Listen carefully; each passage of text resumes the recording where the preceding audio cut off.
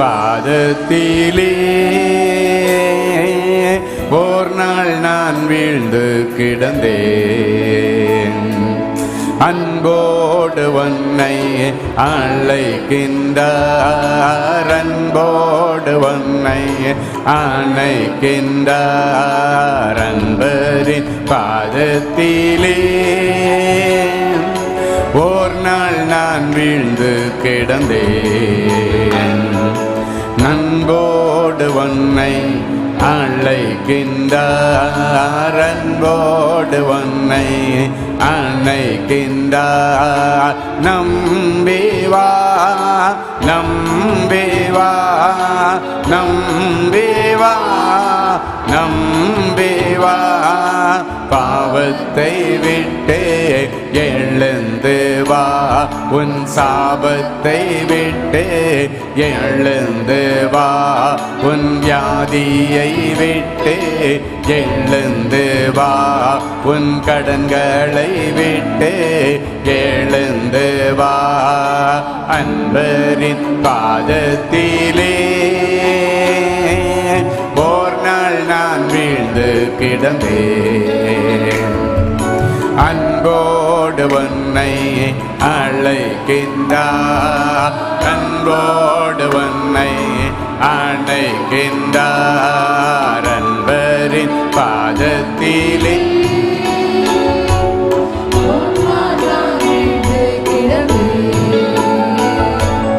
அன்போடு உன்னை அழைக்கின்றார், அன்போடு உன்னை அழைக்கின்றார். கண்ணீர் ஆவேலை உன்னை தம் கரங்கள் நீட்டியே இயேசு அழைக்கிறார். நம்பி வா, நம்பி வா, நம்பி வா, நம்பி வா. பாவத்தை விட்டு எழுந்து வா, உன் சாபத்தை விட்டு எழுந்து வா, உன் வியாதியை விட்டு எழுந்து வா, உன் கடன்களை விட்டு எழுந்து வா. அன்பரின் பாதத்திலே ஓர் நாள் நான் வீழ்ந்து கிடந்தேன். அன்போடு உன்னை அழைக்கின்றார், அன்போடு உன்னை அழைக்கின்றார். அன்பரின் பாதத்திலே ஓர் நாள் நான் வீழ்ந்து கிடந்தேன். அன்போடு உன்னை அழைக்கின்றார், அன்போடு உன்னை அழைக்கின்றார். எல்லா கரங்களை உயர்த்தி நம்பி வா மகனே மகளே, நம்பி வா தேவனுடைய பிள்ளையே, நம்பி வா.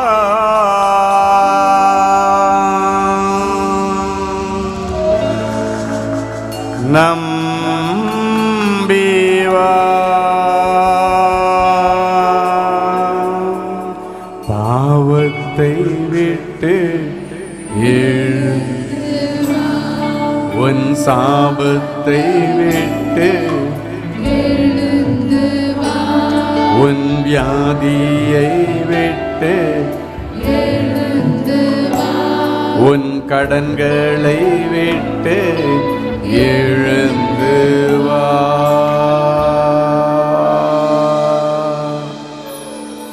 அன்பு சகோதரனே சகோதரி, இன்றைக்கு நீ தானாக இந்த இடத்துல வரவில்லை.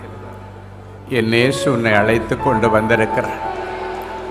என் இயேசு உன்னை கரம் பிடித்து அழைத்து கொண்டு வந்திருக்கிறார். நீண்ட நாட்களா என்னால முடியல ஆண்டவர், இதுக்கு மேல இந்த பிரச்சனை என்னால தாங்க முடியல ஆண்டவர், இன்னொரு அடி எடுத்து வைக்க என்கிட்ட பலம் இல்லப்பா. நாளைக்கு வரைக்கும் நான் உயிரோடு இருப்பேன்னு எனக்கு தெரியல ஆண்டவரே. நாளைய தினத்தை குறித்து என் பிள்ளைங்க ரொம்ப கவலைப்பட்டு ஆண்டவரே தன்னுடைய சரீரத்தில் டிப்ரெஷனை சுமந்து கொண்டு இந்த கஷ்டத்தில் எனக்கு யார் உதவி செய்வார்கள்? ஆண்டவரே, இந்த அவமானத்தின் மத்தியில நான் எப்படி இன்னும் தொடர்ந்து என்னுடைய வாழ்க்கையை ஓட்ட போறேன்? எனக்கு யாருமே இல்லை என்று வந்திருக்கிறாங்கப்பா. மகனே மகளே, உனக்காக நான் இருக்கிறேன் என்று நீர் சொல்லுகிறீர். உமக்கு நன்றி அப்பா. பயப்படாதே, உன் வலது கரத்தை பிடித்து நான் உன்னை நடத்துவேன் என்று ஆண்டவர் சொல்லுகிறீர். உமக்கு நன்றி ஆண்டவர். எல்லாராலும் கைவிடப்பட்ட நிலைமையில என் பிள்ளைங்க வந்திருக்கிறாங்கப்பா. கைவிடாத உம்முடைய கரம் என் பிள்ளைகளை இப்பொழுது பிடித்து விட்டதற்காக உமக்கு நன்றி. கரம் பிடித்திருக்கிற என் ஆண்டவர் உண்மையுள்ளவர். முடிவு பரியந்த முன்னை நடத்துவார். நீ நடுக்கடல்ல கிடந்து தத்தளிச்சிட்டு இருக்கிற ஆண்டவருடைய கரம் உனக்காக நீட்டப்பட்டு விட்டது. ஆண்டவரின் கரத்தை பிடிச்சு தூக்கி வெளியே எடுக்கிறார். சேற்றிலிருந்து வெளியே எடுக்கிறார். பாவத்திலிருந்து வெளியே எடுக்கிறார். கடனிலிருந்து தூக்கி எடுக்கிறார். அவமானத்திலிருந்து தூக்கி எடுக்கிறார். எல்லா சாப கட்டிகளை முறித்து ஆண்டவர் தூக்கி வெளியே எடுக்கிறார். வெளியே எடுத்த மகளே, நீ என்னால் மறக்கப்படுவதில்லை. நான் உன் கூடவே இருக்கிறேன். உன்னை திக்கற்றவளாக ஒருபோது விடுவதில்லை என்று ஆண்டவர் சொல்லி என் பிள்ளைகளை ஆசீர்வதிக்கிறதற்காய் உமக்கு நன்றி, உமக்கு நன்றி, உமக்கு நன்றி. தொடர்ந்து நீர் பேசும் நாங்கள் கேட்கிறோம். இயேசுவின் மூலம் பிதாவே, ஆமென், ஆமென். அல்லேலூயா, அல்லேலூயா. கிறிஸ்துவுக்குள் மிகவும் பிரியமான எனதருமை சகோதர சகோதரிகளே, நம்மை சிருஷ்டித்தவரும் நம்மை உண்டாக்கினவரும் நம்மை ஒருபோதும் மறந்து போகாதவருமாகிய இயேசு கிறிஸ்துவின் இணையற்ற நாமத்தினாலே உங்கள் எல்லாரையும் வாழ்த்தி ஆசீர்வதிக்கிறேன். அல்லேலூயா. எல்லாரும் சந்தோஷமா இருக்கீங்களா? என் வேதம் சொல்லுகிறது, என்னுடைய நாமத்தை பிரஸ்தாபப்படுத்துகிற எந்த ஸ்தானத்திலும் நானே நேரம் வந்து உங்களை ஆசீர்வதிப்பேன். அல்லேலூயா. ஆமா, இன்னைக்கு செய்திக்கு தலைப்பு என்ன? எல்லாம் சத்தமா சொல்லுங்க. அப்படியே கையை நீட்டுங்க பார்க்கலாம். அந்த வசனத்துக்கு நேராக சொல்லுங்க. கர்த்தாவே எழுந்தருளும், கர்த்தாவே எழுந்தருளும், கர்த்தாவே என் வாழ்க்கையிலே, என் பிரச்சனையிலே, என் வியாபாரத்திலே, என் வேலையிலே, என் ஊழியத்திலே நீர் எழுந்தருளோ. கரங்களை தட்டி ஆண்டவருக்கு நன்றி செலுத்துங்க.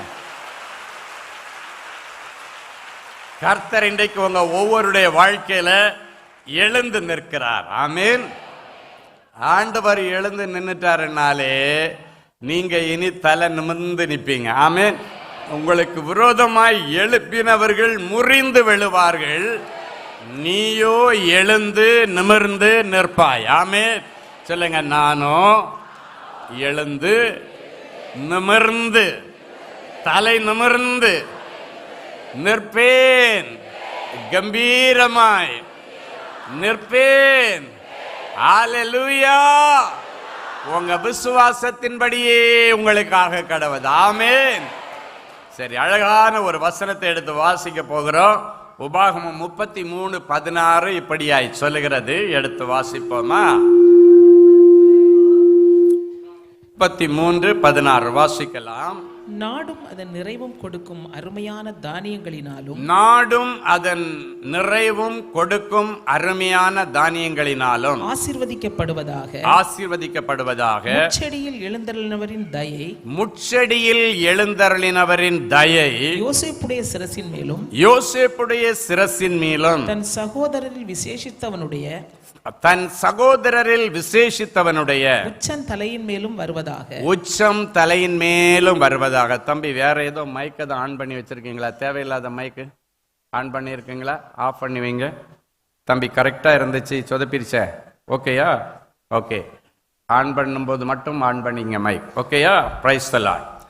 நாடும் அதன் நிறைவும் கொடுக்கும் அருமையான தானியங்கள். சொல்லுங்க பார்க்கலாம். அருமையான தானியம். சொல்லுங்க, அருமையான தானியங்கள்.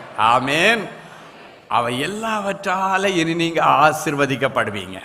அருமையான தானியம் என்கிற அந்த வார்த்தைக்கு நம்முடைய கத்தோலிக்க மொழிபெயர்ப்பில் சொல்லுகிறது பெரும் விளைச்சல், பெரிய விளைச்சல் என்று சொல்லப்பட்டிருக்கிறது. இன்னைக்கு ஆண்டவர் உங்களுடைய வாழ்க்கையில ஒரு பெரிய விளைச்சலை கொண்டு வர போகிறார். நீ கொஞ்சமாய் விதைத்து பெரிய அறுவடை எடுக்க போறாய். கடந்த நாட்கள்ல அதிகமா விளைச்சும் கொஞ்சம் அறுவடை இல்லைன்னா அதிகமா விளைச்சிங்க அறுவடையே இல்லை. சிலர் சொல்லுவாங்க, உழைச்சிக்கிட்டே இருக்கேன், காலையில நைட்டு வரைக்கும் கஷ்டப்படுறேன், 50 கஸ்டமரை கூட்டுட்டு போய் இடத்த காமிச்சேன், 50 பேரும் 50 பைசாக்கு பிரயோஜனம் இல்லாம போயிட்டாங்க. காலையிலேருந்து உழைச்சதெல்லாம் வேஸ்ட். காலையிலேருந்து கடையை திறந்து வச்சுட்டு இருந்தேன், ஏதோ ஒரு 500 ரூபா கிடைக்கும், ஒரு 1000 ரூபா லாபம் கிடைக்கும், வீட்டுக்கு தேவையான சந்தோஷமா குடும்பத்துக்கு தேவையான காரியத்தை செய்யலான்னு பார்த்தா கடை திறந்து வச்சிருந்தேன், ஆனா கஸ்டமரே வரல. 1-2 பேர் வந்தது, வாடகைக்கே சரியா போச்சு, எனக்கு இதுக்கு மேல குடும்பத்துக்கு 4 காசு சேர்க்க முடியல என்றெல்லாம் கண்ணீரோட வந்திருக்கிறீங்க. இன்னைக்கு ஆண்டவர் சொல்றாரு, நிறைவான தானியம். சொல்லுங்க பார்க்கலாம், நிறைவான தானியம். அடுத்து சொல்லுங்க, அருமையான தானியம். நிறைவான தானியம், அருமையான தானியம். ஆமென். இந்த தானியம் எதற்கு அடையாளம் அப்படின்னா நல்ல வருமானத்திற்கு அடையாளம். இன்னைக்கு பிறகு நிறைவான வருமானத்துக்கு ஆண்டவர் உதவி செய்ய போகிறார். ஏன் ஆண்டவரே முதல்ல இந்த வருமானத்தை பத்தி பேசுறீங்கன்னு கேட்டேன். அப்ப ஆண்டவர் சொன்னாரு, என் பிள்ளைகளுடைய குடும்பத்துல நிறைய பேருடைய குடும்பத்துல சண்டைக்கு காரணமே இந்த வருமானம் தான்.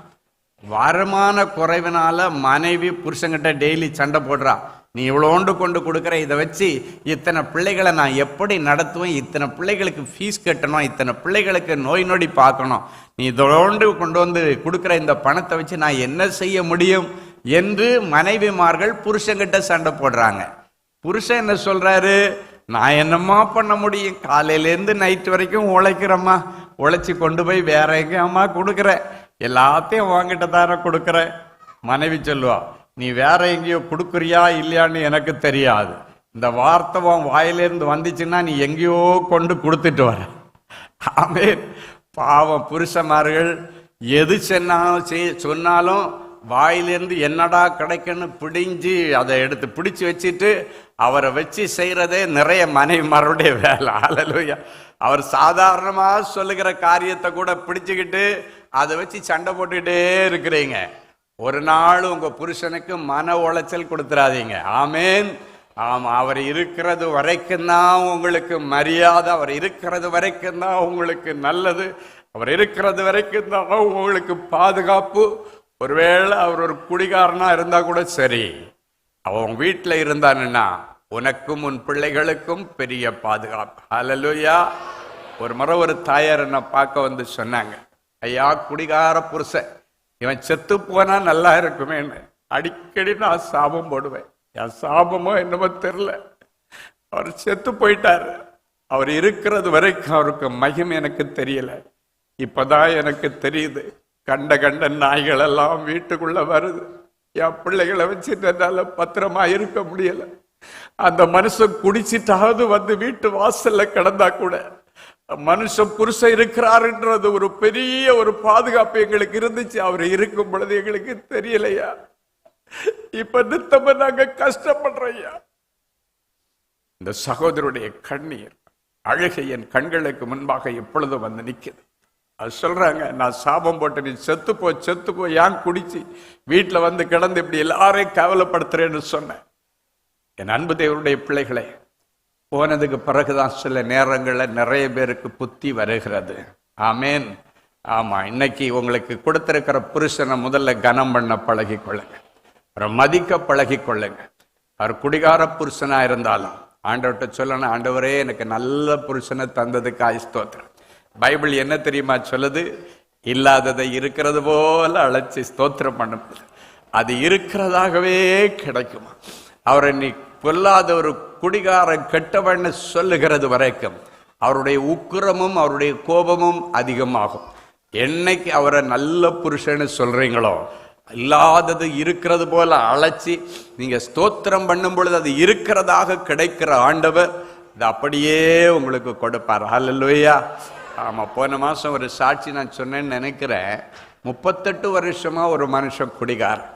ஆனா அவருடைய மனைவி அவரிடத்துல பக்குவமாய் நடந்து கொண்டு அவருக்கு செய்ய வேண்டிய எல்லா காரியங்களும் ஒழுங்கா செய்துட்டு இருந்தாங்க. சில மாதத்துக்கு முன்னால மீட்டிங் வரும் பொழுது சொல்றாங்க, ஐயா நான் பிள்ளைங்க எல்லாம் மீட்டிங் வரோம், நான் புருஷன் மீட்டிங் வரணும்னு ரொம்ப ஆசையா இருக்கிறேன், நாங்க குடும்பமா வர்றதுக்கு ரொம்ப ஆசைப்படுறோம், ஆனா என் புருஷன் ரட்சிக்கப்படலை, அவர் வரமாட்டேன்றாரு. அப்ப நான் சொன்னேன், அடுத்த மாசம் வரும்போது அவர் கண்டிப்பா வருவார். ஹல்லேலூயா. ஒரு சின்ன ஜெபம் பண்ண, ஆண்டவரே இந்த மகள் பொன்னையோ பொருளையோ கேட்கல, என் புருஷன் வந்து ஆண்டவருடைய வார்த்தையை கேட்கணும்னு தானே கேட்கிறா, இது உங்க பார்வைக்கு நியாயமான காரியம் இல்லப்பா, இதை ஏன் நீங்க டிலே பண்றீங்க, உடனடியாக நீங்க செய்யணும். அடுத்த மாசம் வரும்போது புருஷன்ட்ட இவங்க சொல்றாங்க, இப்படி ஒரு மீட்டிங் நடக்குது, எப்பா நம்ம எப்பவும் நாங்க போயிட்டு வரோம், ஒரே ஒரு முறை வந்து பாருங்க, உங்களுக்கு பிடிச்சதுன்னா அடுத்த மாசம் வாங்க, நீங்க ஒரு 10 நிமிஷம் இருந்து பாருங்க, பிடிக்கலன்னா நீங்க வெளியே போனாலும் பரவாயில்லை அப்படின்னு சொல்லி அந்த தாயார் அவருடைய அந்த மனைவி அவருடைய புருஷனை கூப்பிட்டுட்டு, சரி நான் வந்திருப்பேன், 5 நிமிஷம் பார்ப்பேன், நீ எனக்கு பிடிக்கலன்னா நான் போயிடுவேன், நீங்க ஆட்டோ பிடிச்சி வெளியே வந்துடணும் சரியா அப்படின்னு சொல்லிட்டு அந்த நம்பிக்கையோட புருஷனை கூட்டுட்டு வந்து பின்னால வெளியே இந்த இதுக்கு கேரிடாருக்கு வெளியே அவர் இருக்காரு, அந்த அம்மா உள்ள உட்கார்ந்து இருக்கிறாங்க. அப்ப அந்த ஐயா சொன்னாரா, நம்பி வா நம்பி வா, பாவத்தை விட்டு எழுந்து வா, உன் சாபத்தை விட்டு எழுந்து வா, உன் வியாதியை விட்டு எழுந்து வா, உன் கடன்களை விட்டு எழுந்து வா. எழுந்து வான்னு சொன்ன உடனே, உன் கடன்களை விட்டு எழுந்து வான்னு சொன்ன உடனடியாக அந்த பாட்டு முடிக்கிறதுக்குள்ளால மனுஷன் வெளியே இருந்து உள்ள வந்து அவருடைய மனைவி எங்க இருக்கான்னு கண்டுபிடிச்சு எல்லாரும் கண்ண மூடிட்டு இருக்காங்க, பக்கத்துல வந்து உட்கார்ந்துட்டார். ஹல்லேலூயா. அன்றைக்கு அவர் கொடிய விட்டது. ஹல்லேலூயா. பாவத்தை விட்டு எழுந்து வா. என் அன்பு தேவனுடைய பிள்ளைகளே, அதுக்கு பிறகு ஒவ்வொரு மாசமும் சொல்லுவாராம், நான் ஆராதனை நேரத்துல போன, நீ வரலன்னா நீ மெல்ல வா, நான் முன்னால போறேன்னு சொல்லிட்டு அவ்வளவு உற்சாகமாய் வருகிறான். ஹல்லேலூயா. என் அன்பு தேவனுடைய பிள்ளைகளை, ஒருவேளை என் பிள்ளை ரட்சிக்கப்படல, என் புருஷன் ரட்சிக்கப்படல, என்னுடைய மருமகன் ரட்சிக்கப்படல, கவலையப்படாதீங்க. அது இதுக்குன்னு ஜெபம் பண்ணிட்டு இருக்கேன், எனக்கு அது இல்லை இது இல்லை கார் இல்லை பங்களா இல்லை, ஆண்டவர்கிட்ட கேளுங்க, என் புருஷன் எனக்கு நல்ல புருஷனா மாத்தி தாங்க ஆண்டவர், என் மருமகனை ஒரு புது மனுஷனா மாத்தி என் பிள்ளைகிட்ட கொடுங்க ஆண்டவர். இந்த அன்பரின் பாதத்துல வந்து அழுகிற அத்தனை விண்ணப்பங்களும் கேட்கப்படுகிறதை நான் பார்க்கிறேன். ஹல்லேலூயா. என் அன்பு தேவனுடைய பிள்ளைகள், இன்னைக்கு ஆண்டவர் என்ன சொல்றாரு, நாடும் அதன் நிறைவும் கொடுக்கும் அருமையான தானியங்களினால உன்னை நான் ஆசீர்வதிப்பேன், முட்செடியில் எழுந்தருளுடைய தயை உன் சிரசின் மீது, உன் குடும்பத்தில் நீ யாரெல்லாம் நேசிக்கிறையோ அத்தனை பேருடைய சிரசின் மீது இன்றைக்கு அமருகிறது என்று சொல்லுகிறார். ஹல்லேலூயா. அப்படியே தலையில கையை வச்சு சொல்லுவோமா, சமகந்தலரபாஷ்யக்கரபா ரீமேனேஷக்கரா ரீமேலேஹேஷ்யக்கரபா. ஹல்லேலூயா.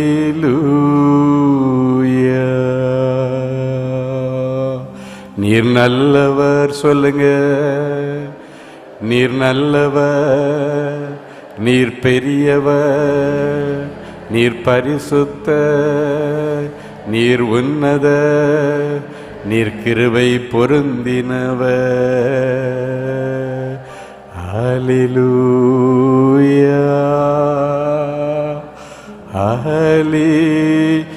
ஹல்லேலூயா.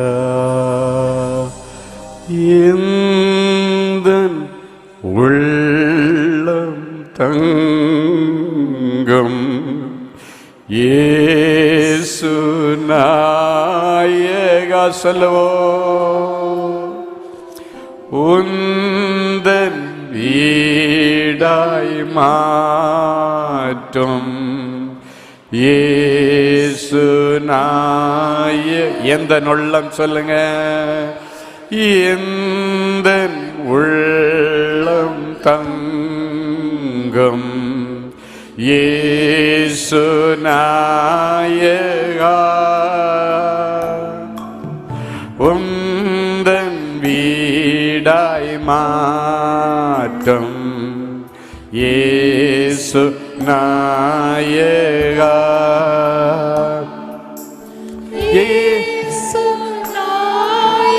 எல்லாம் சொல்லுவோம், இயேசு நாயகா,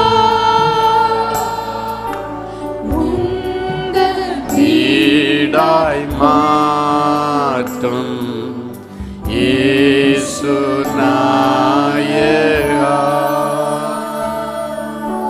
ஆமாப்பா, என் உள்ளத்துல வந்து தங்குங்க, என்னுடைய இருதயம் நீர் தங்குகிற வீடாய் மாறட்டும் என்று என் பிள்ளைங்க பாடி இருக்கிறாங்க. என் பிள்ளைகளுடைய இருதயமாகிய சிங்காசனத்தில் ஆண்டவர் எழுந்தருளினதற்காக ஸ்தோத்திரம். இவருடைய உச்சம் தலையின் மீதும், இவருடைய பிள்ளைகளுடைய உச்சம் தலையின் மீதும் முட்செடியிலே எழுந்தருளினருடைய தயை இப்பொழுது அமர்கிறதற்காக ஸ்தோத்திரம். கரங்களை தட்டி ஆண்டவருடைய நாமத்தை மகிமைப்படுத்த.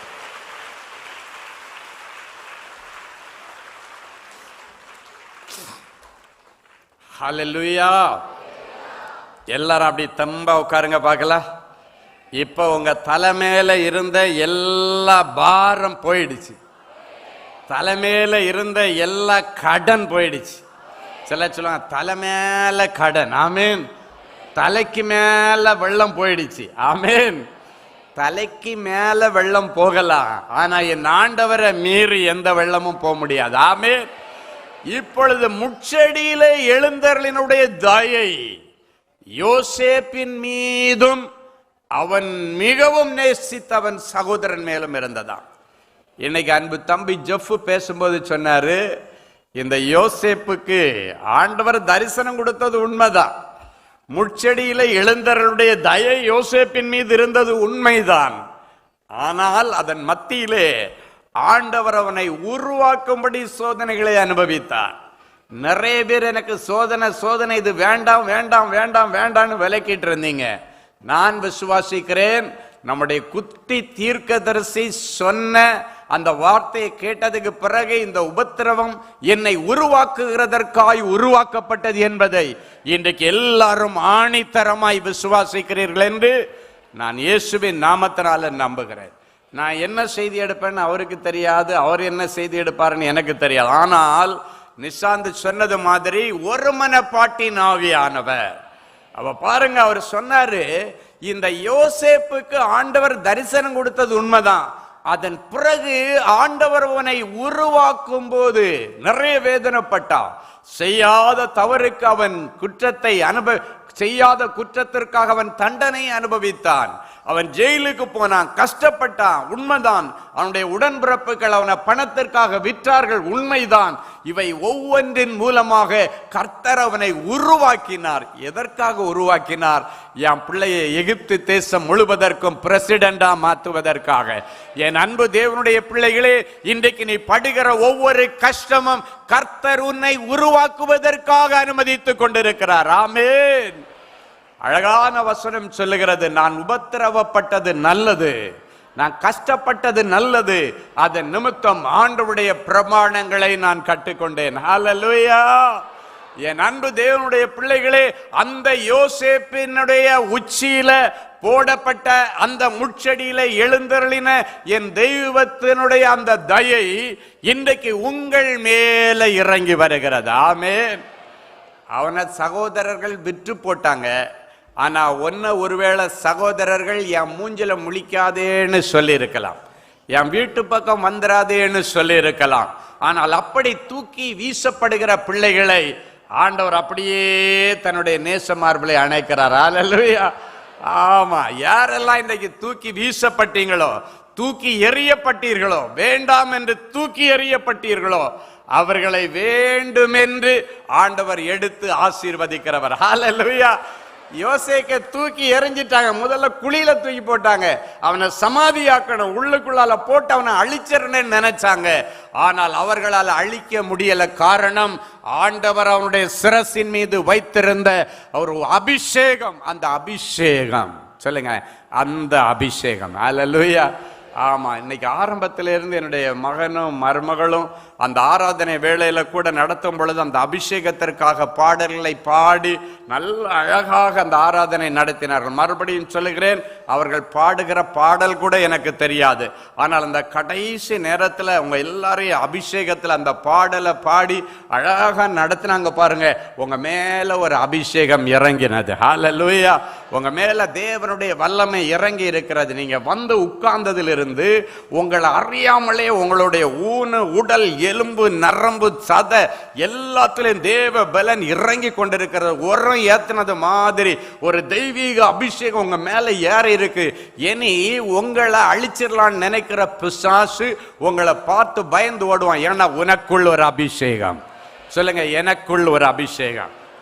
அந்த அபிஷேகம் பிசாசானவனை புறம் முதுகிட்டு ஓட பண்ணுகிற அபிஷேகம். எனவே அந்த அபிஷேகம் அன்றைக்கு அந்த யோசேப்பினுடைய சிரசிலே இருந்தது. அவன் மிகவும் நேசித்த அவனுடைய தம்பியுடைய சிரசிலே இருந்தது. அந்த அபிஷேகத்தை கர்த்தர் இன்றைக்கு உங்க ஒவ்வொருவருடைய உச்சம் தலையிலே வைக்கிறார். ஹல்லேலூயா. அது முட்செடியிலே எழுந்தினருடைய தயை என்கிற அபிஷேகம். ஆமென். அப்படின்னா தேவ தயவு என்கிற ஒரு அபிஷேகம் இன்னைக்கு உங்க மேல இறங்கிட்டு. அப்ப பாருங்க, மனுஷர் தயவு கிடைக்காத இடங்களிலே தேவனுடைய தயவு அதிகமாய் உங்களை தாங்குகிறதை நீங்கள் பார்க்க முடியும். சோ எனக்கு அந்த கஷ்டம், இந்த கஷ்டம், எந்த கஷ்டமா இருந்தாலும் நீங்க சொல்லணும், நான் கஷ்டப்பட்டது நல்லது, நான் உபத்திரவப்பட்டது நல்லது, எனக்கு ஏதோ ஒரு நல்லது நடக்க போகுது. சொல்லுங்க பார்க்கலாம், ஏதோ ஒரு நல்லது நடக்க போகுது. ஆமென். உள்ளங்கையளவு மேகம் ஆண்டவர் உங்க கண்களுக்கு முன்பாக கொண்டு வந்துட்டாரு. அதிலிருந்து ஒரு பெரிய ஆசீர்வாதமான மழை நீங்கள் வீட்டிற்கு போகும் பொழுது உங்களுக்காக வீச போகிறது. ஹல்லேலூயா. நம்புறவங்க கரங்களை தட்டி ஆண்டவருக்கு நன்றி சொல்லுங்க. ஹல்லேலூயா.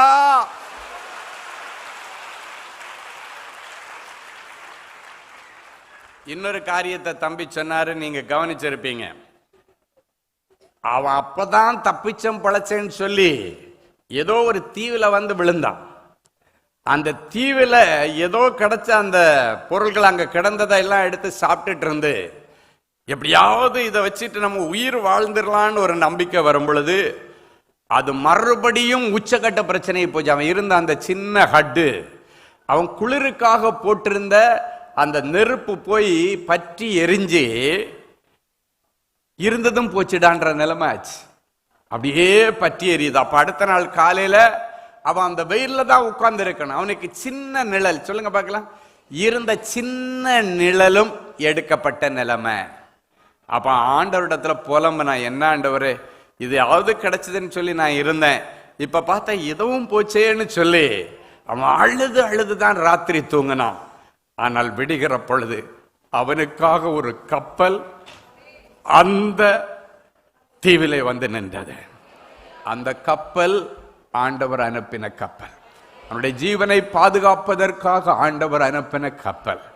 என் அன்பு தேவனுடைய பிள்ளைகளே, அவன் கண்ணை திறந்து பார்க்கும் பொழுது தேவ தூதன் போல ஒரு மனுஷன் வந்து நின்று அவனை கப்பல்ல ஏத்தி அவனை கரை கொண்டு போய் சேர்ப்பதற்காக வந்து நின்னது. எப்படி வந்தீங்கன்னு கேட்கும்போது அந்த கப்பல்ல உள்ள மாலுமி சொன்னானா, நைட்டு இங்க நெருப்பு வந்துச்சு, அந்த நெருப்பு வந்த உடனே யாராவது வந்து என்ன காப்பாத்துங்கன்னு தான் அதுக்கு அடையாளம். அதனால இந்த நெருப்பை வச்சு நீங்க இங்க ஒருத்தர் மாட்டிட்டு கிடைக்கிறீங்கன்றத நாங்க அறிந்து கொள்வதற்கு அது சிக்னலா இருந்தது. நீ படுகிற கஷ்டங்கள், நீ பிரச்சனையில மாட்டிட்டு இருக்கிற என்கிற அந்த காரியத்தை என் ஆண்டவருக்கு சிக்னல் கொடுக்கிறது. யாரோ ஒரு மனுஷனுக்கு அது சிக்னல் கொடுக்கிறது. என் அன்பு தேவனுடைய பிள்ளைகள், அந்த காரியத்தை நான் கேட்கும்போது இருதயத்தில் என் ஆண்டவர் எவ்வளவு நல்லவர் பாருங்க. இல்லைன்னா அந்த தீவில் அவன் சாப்பாடு தண்ணி இல்லாம அழிஞ்சிருப்பான். ஆனா அந்த உபத்திரவத்தின் உச்ச கட்டம் கிடைச்ச கொஞ்ச நிழலா இருந்த அந்த கூரையை எரிந்து போகும்போது எல்லாம் முடிந்தது என்று வரும் பொழுது ஒரு புதிய தூக்கத்தை கர்த்தர் கொண்டு வருகிறார். இன்னைக்கு எல்லாம் முடிஞ்சு போச்சுன்ற நிலைமையில நீ வந்திருக்கலாம். உனக்காக ஒரு புதிய துவக்கம். சொல்லுங்க, எனக்காக ஒரு புதிய துவக்கம். ஹல்லேலூயா. அவன் ஆண்டவர் இன்னைக்கு தொடங்கி வச்சு இனி நீ கரை சேர கர்த்தர் வழி திறக்கிறார். எப்படி யோசேப்ப கர்த்தர் கரை சேர்த்து அவனை அந்த எகிப்து தேசம் முழுவதற்கும் அதிபதியாய் மாற்றினாரோ, அதே போல உன்னை ஆண்டவர் கரை சேர்ப்பார். சங்கீதம் 102:13 சொல்லுகிறது, தேவரீர் எழுந்தருளி சீயோனுக்கு இறங்குவீர், அதற்கு தயை செய்கிற காலமும் அதற்காக குறித்த நேரமும் வந்திருக்கிறது. கர்த்தர் உனக்கு தயை செய்கிற காலமும் அதற்காக முன்குறித்த நேரமும் வந்தபடியினாலே தான் இன்றைக்கு அன்பரின் பாதத்திலே இந்த புரோகிராமில், இந்த கூட்டத்தில், ஆராதனையில நீ கலந்தெடுக்கிறாய். ஒருவேளை நீ ஆன்லைன்ல உட்கார்ந்து பார்த்துட்டு இருந்தாலும், டிவியில பார்த்து கொண்டிருந்தாலும், என் அன்பு தேவனுடைய பிள்ளைகளே, இன்றைக்கு கர்த்தர் உனக்கு தயை செய்கிற காலத்தை தொடங்கி வைக்கும்படி, ஒரு புதிய அத்தியாயத்தை தொடங்கி வைக்கும்படி, உபத்திரவத்தின் உச்சக்கட்டத்தில் எல்லாம் எரிந்து சாம்பலான நிலைமையிலே ஒன்றுமில்லை என்று நீ உட்கார்ந்திருக்கிற வேளையிலே நான் இருக்கிறேன் மகனேன்னு உன்னை தூக்கி நிறுத்துவதற்காக ஆண்டவர் இந்த நிகழ்ச்சி மூலமாக உன்னை சந்தித்துக் கொண்டிருக்கிறார். இந்த வார்த்தைகளை கேட்டுக் கொண்டிருக்கிற நேரத்திலே சாம்பலிலே உட்கார்ந்து அழுது கொண்டிருக்கிற நீ இனி சிங்காரத்தின் ஆடையை அணிய போகிறாய். சிங்காரத்தின் வாழ்க்கை உனக்கு கிடைக்க போகிறது. உனக்கு ராஜ மேன்மையை கர்த்தர் கொடுக்க போகிறார். ராஜ மேன்மைக்கான வழி உனக்கு திறக்கிறது. ஆண்டவர் சொல்லுகிறார், எந்த ராஜாவுக்கு கிடைக்காத ராஜரீக அபிஷேகத்தை இன்றைக்கு கர்த்தர் உண்மையில வைக்கிறார். ஹல்லேலூயா. அது உன் உச்சம் தலையிலே இப்பொழுது இறங்கி இருக்கிறது. ஹல்லேலூயா. அது உன் வாழ்க்கையில் ஆண்டவர் அனுப்பின காரியத்தை நிறைவேற்றி தான் திரும்பும். சொல்லுங்க, நிறைவேற்றி தான் திரும்பும். இன்னைக்கு நீங்க கேட்கிற ஒவ்வொரு வார்த்தைகளும் உங்க வாழ்க்கையில் இருக்கிற தடைகளை உடைக்கும். அன்னைக்கு சீடர்கள் இயேசுவோடு பிரயாணம் பண்ணி கொண்டிருந்தார்கள். இயேசு படகுல இருக்கும் பொழுது கூட சூறாவளி காற்று வருமா? வரும்.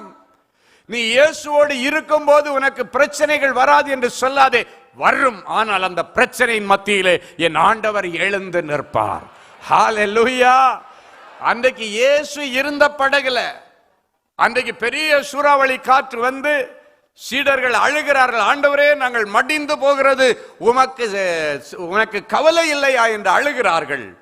இயேசு அமைதியா அந்த படகுல படுத்து தூங்கிட்டு இருந்தார். கொஞ்ச நேரம் ரெஸ்ட் எடுத்தார்.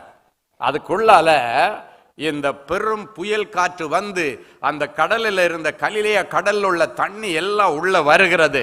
அப்பொழுது சீடர்கள் அலறினார்கள், இயேசுவை எழுப்பினார்கள். இயேசு எழுந்து நின்றார். என் கர்த்தர் எழுந்து நின்றார். எழுந்து நின்ற உடனே காற்றையும் கடலையும் அதட்டினார். இறையாதே, அமைதலாயிரு, ஒரே வார்த்தை தான் சொன்னார். அந்த பேர் இறைச்சலும் அந்த புயல் காற்றும் நின்று போய் பெரிய அமைதி உண்டாயிற்று. ஆமென். இதுல என்ன ஆண்டவர் சொல்ல வர்றாரு? நீ ஆண்டவரை உன் கூட வச்சிருந்தா கூட சில நேரங்களில் புயல் காற்றுகள் வரும். ஆனால் அந்த புயல் காற்றுகளோ சூறாவளி காற்றுகளோ உன்னை அழிக்காது, மாறாக உன்னை கரை சேர்க்கும். ஹல்லேலூயா.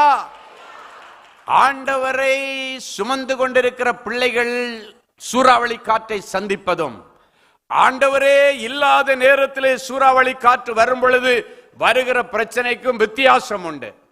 ஆண்டவர் உன் வாழ்க்கையில இருந்தால், உன் வாழ்க்கை படகுல இருந்தால், சூறாவளி காற்று வரும் பொழுது ஆண்டவர் எழுந்து நின்று அதட்டுவார். ஒருவேளை உன் வாழ்க்கையில ஆண்டவர் இல்லாவிட்டால் அந்த சூறாவளி காற்றிலே நீ மாண்டு அழிந்து போவதற்கு ஏதுவா இருக்கும். எனவே இன்றைக்கு ஆண்டவர் உங்களை பார்த்து சொல்றாரு, அன்றைக்கு சீடர்கள் இருந்த படகிலே எழுந்தருளி நின்ற ஆண்டவர் உன் வாழ்க்கை படகிலே எழுந்து நிற்கிறார். உன்னை சுற்றி சுற்றி அடிக்கிற சூறாவளி காற்றுகளை ஆண்டவர் இன்றைக்கு நிறுத்துகிறார். ஹல்லேலூயா. அவை எல்லாவற்றையும் நிறுத்தி சமாதானமா அக்கறை போய் சேர உதவி செய்வார். ஆமென். ஒரு அழகான மலையாள பாட்டு உண்டு, எத்தனை பேருக்கு தெரியும்னு தெரியாது. அக்கறைக்கு யாத்திரை செய்யும் சீயோன் சஞ்சாரி ஓலங்கள். அப்படின்னா கடல் அலைகளையும் புயலையும் பார்த்து நீ பயப்பட வேண்டாம். காரணம் என்னன்னா உங்க ஆண்டவர் உன் கூட இருக்கிறார். ஹல்லேலூயா. ஆமா, எல்லாம் கரங்களை தட்டி உற்சாகமா அந்த பாடலை பாட போறோம். ஆமென். அக்கறைக்கு யாத்திரை செய்யும் சீயோன் சஞ்சாரி ஓளங்கள் கண்டு நீ பயப்படேண்டா.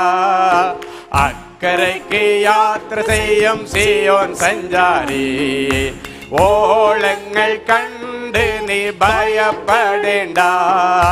காற்றினையும் கடலினையும் நியமிப்பான் களி உள்ளோன் படகிலுண்டு.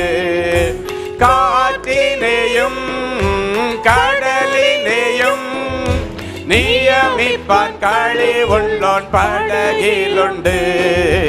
அக்கரைக்கு யாத்திரை செய்யும் சீயோன் சஞ்சாரி, ஓளங்கள் கண்டு நீ பயப்படு. எல்லாரும் அக்கரைக்கு யாத்திரை செய்யும் சீயோன் சஞ்சாரி, ஓளங்கள் கண்டு நீ பயப்படேண்டா.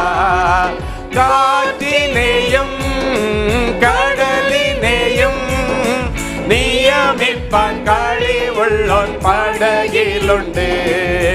காற்றினையும் கடலினையும் நியமிப்பான் களி உள்ளோன் படகிலுண்டு. அக்கரைக்கு யாத்திரை செய்யும் சீயோன் சஞ்சாரி, ஓளங்கள் கண்டு நீ பயப்படேண்டா. அக்கரைக்கு யாத்திரை செய்யும் சீயோன் சஞ்சாரி, ஓளங்கள் கண்டு நீ பயப்படேண்டா.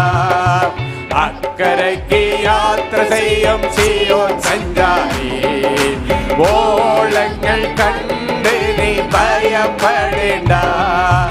அக்கரைக்கு யாத்திரை செய்யும் சீயோன் சஞ்சாரி, ஓளங்கள் கண்டு நீ பயப்படேண்டா.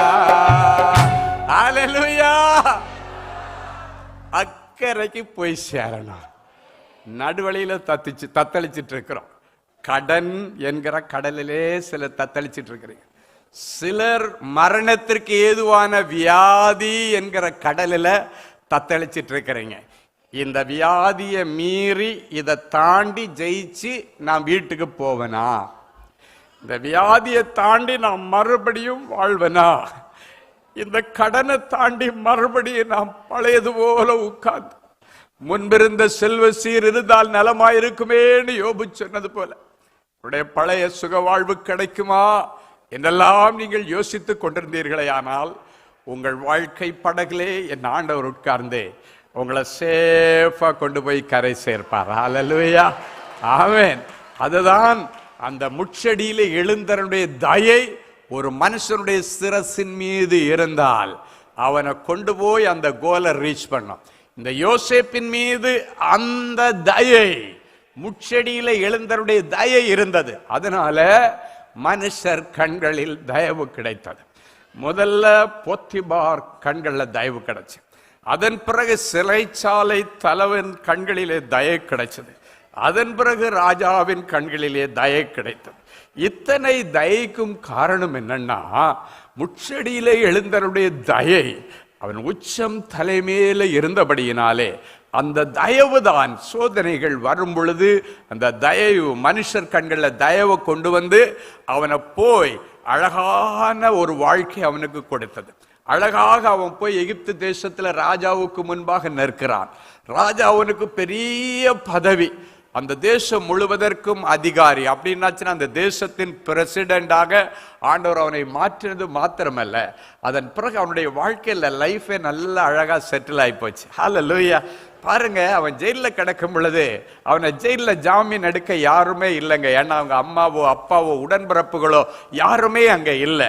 அதன் நிமித்தம் அவனுக்கு ஜெயிலுக்குள்ளால அவன் அழிஞ்சிருவான்னு நினைச்சு எல்லாரும் நினைச்சாங்க. அவனை ஜெயிலுக்கு அனுப்பின போத்திபாருடைய மனைவி நினைச்சிருப்பா அவனுடைய உண்மை அவனோடு கூட ஜெயிலுக்குள்ளால கிடந்து அழிஞ்சிரும், அங்கே அவன் மாண்டுருவான்னு நினைச்சாங்க.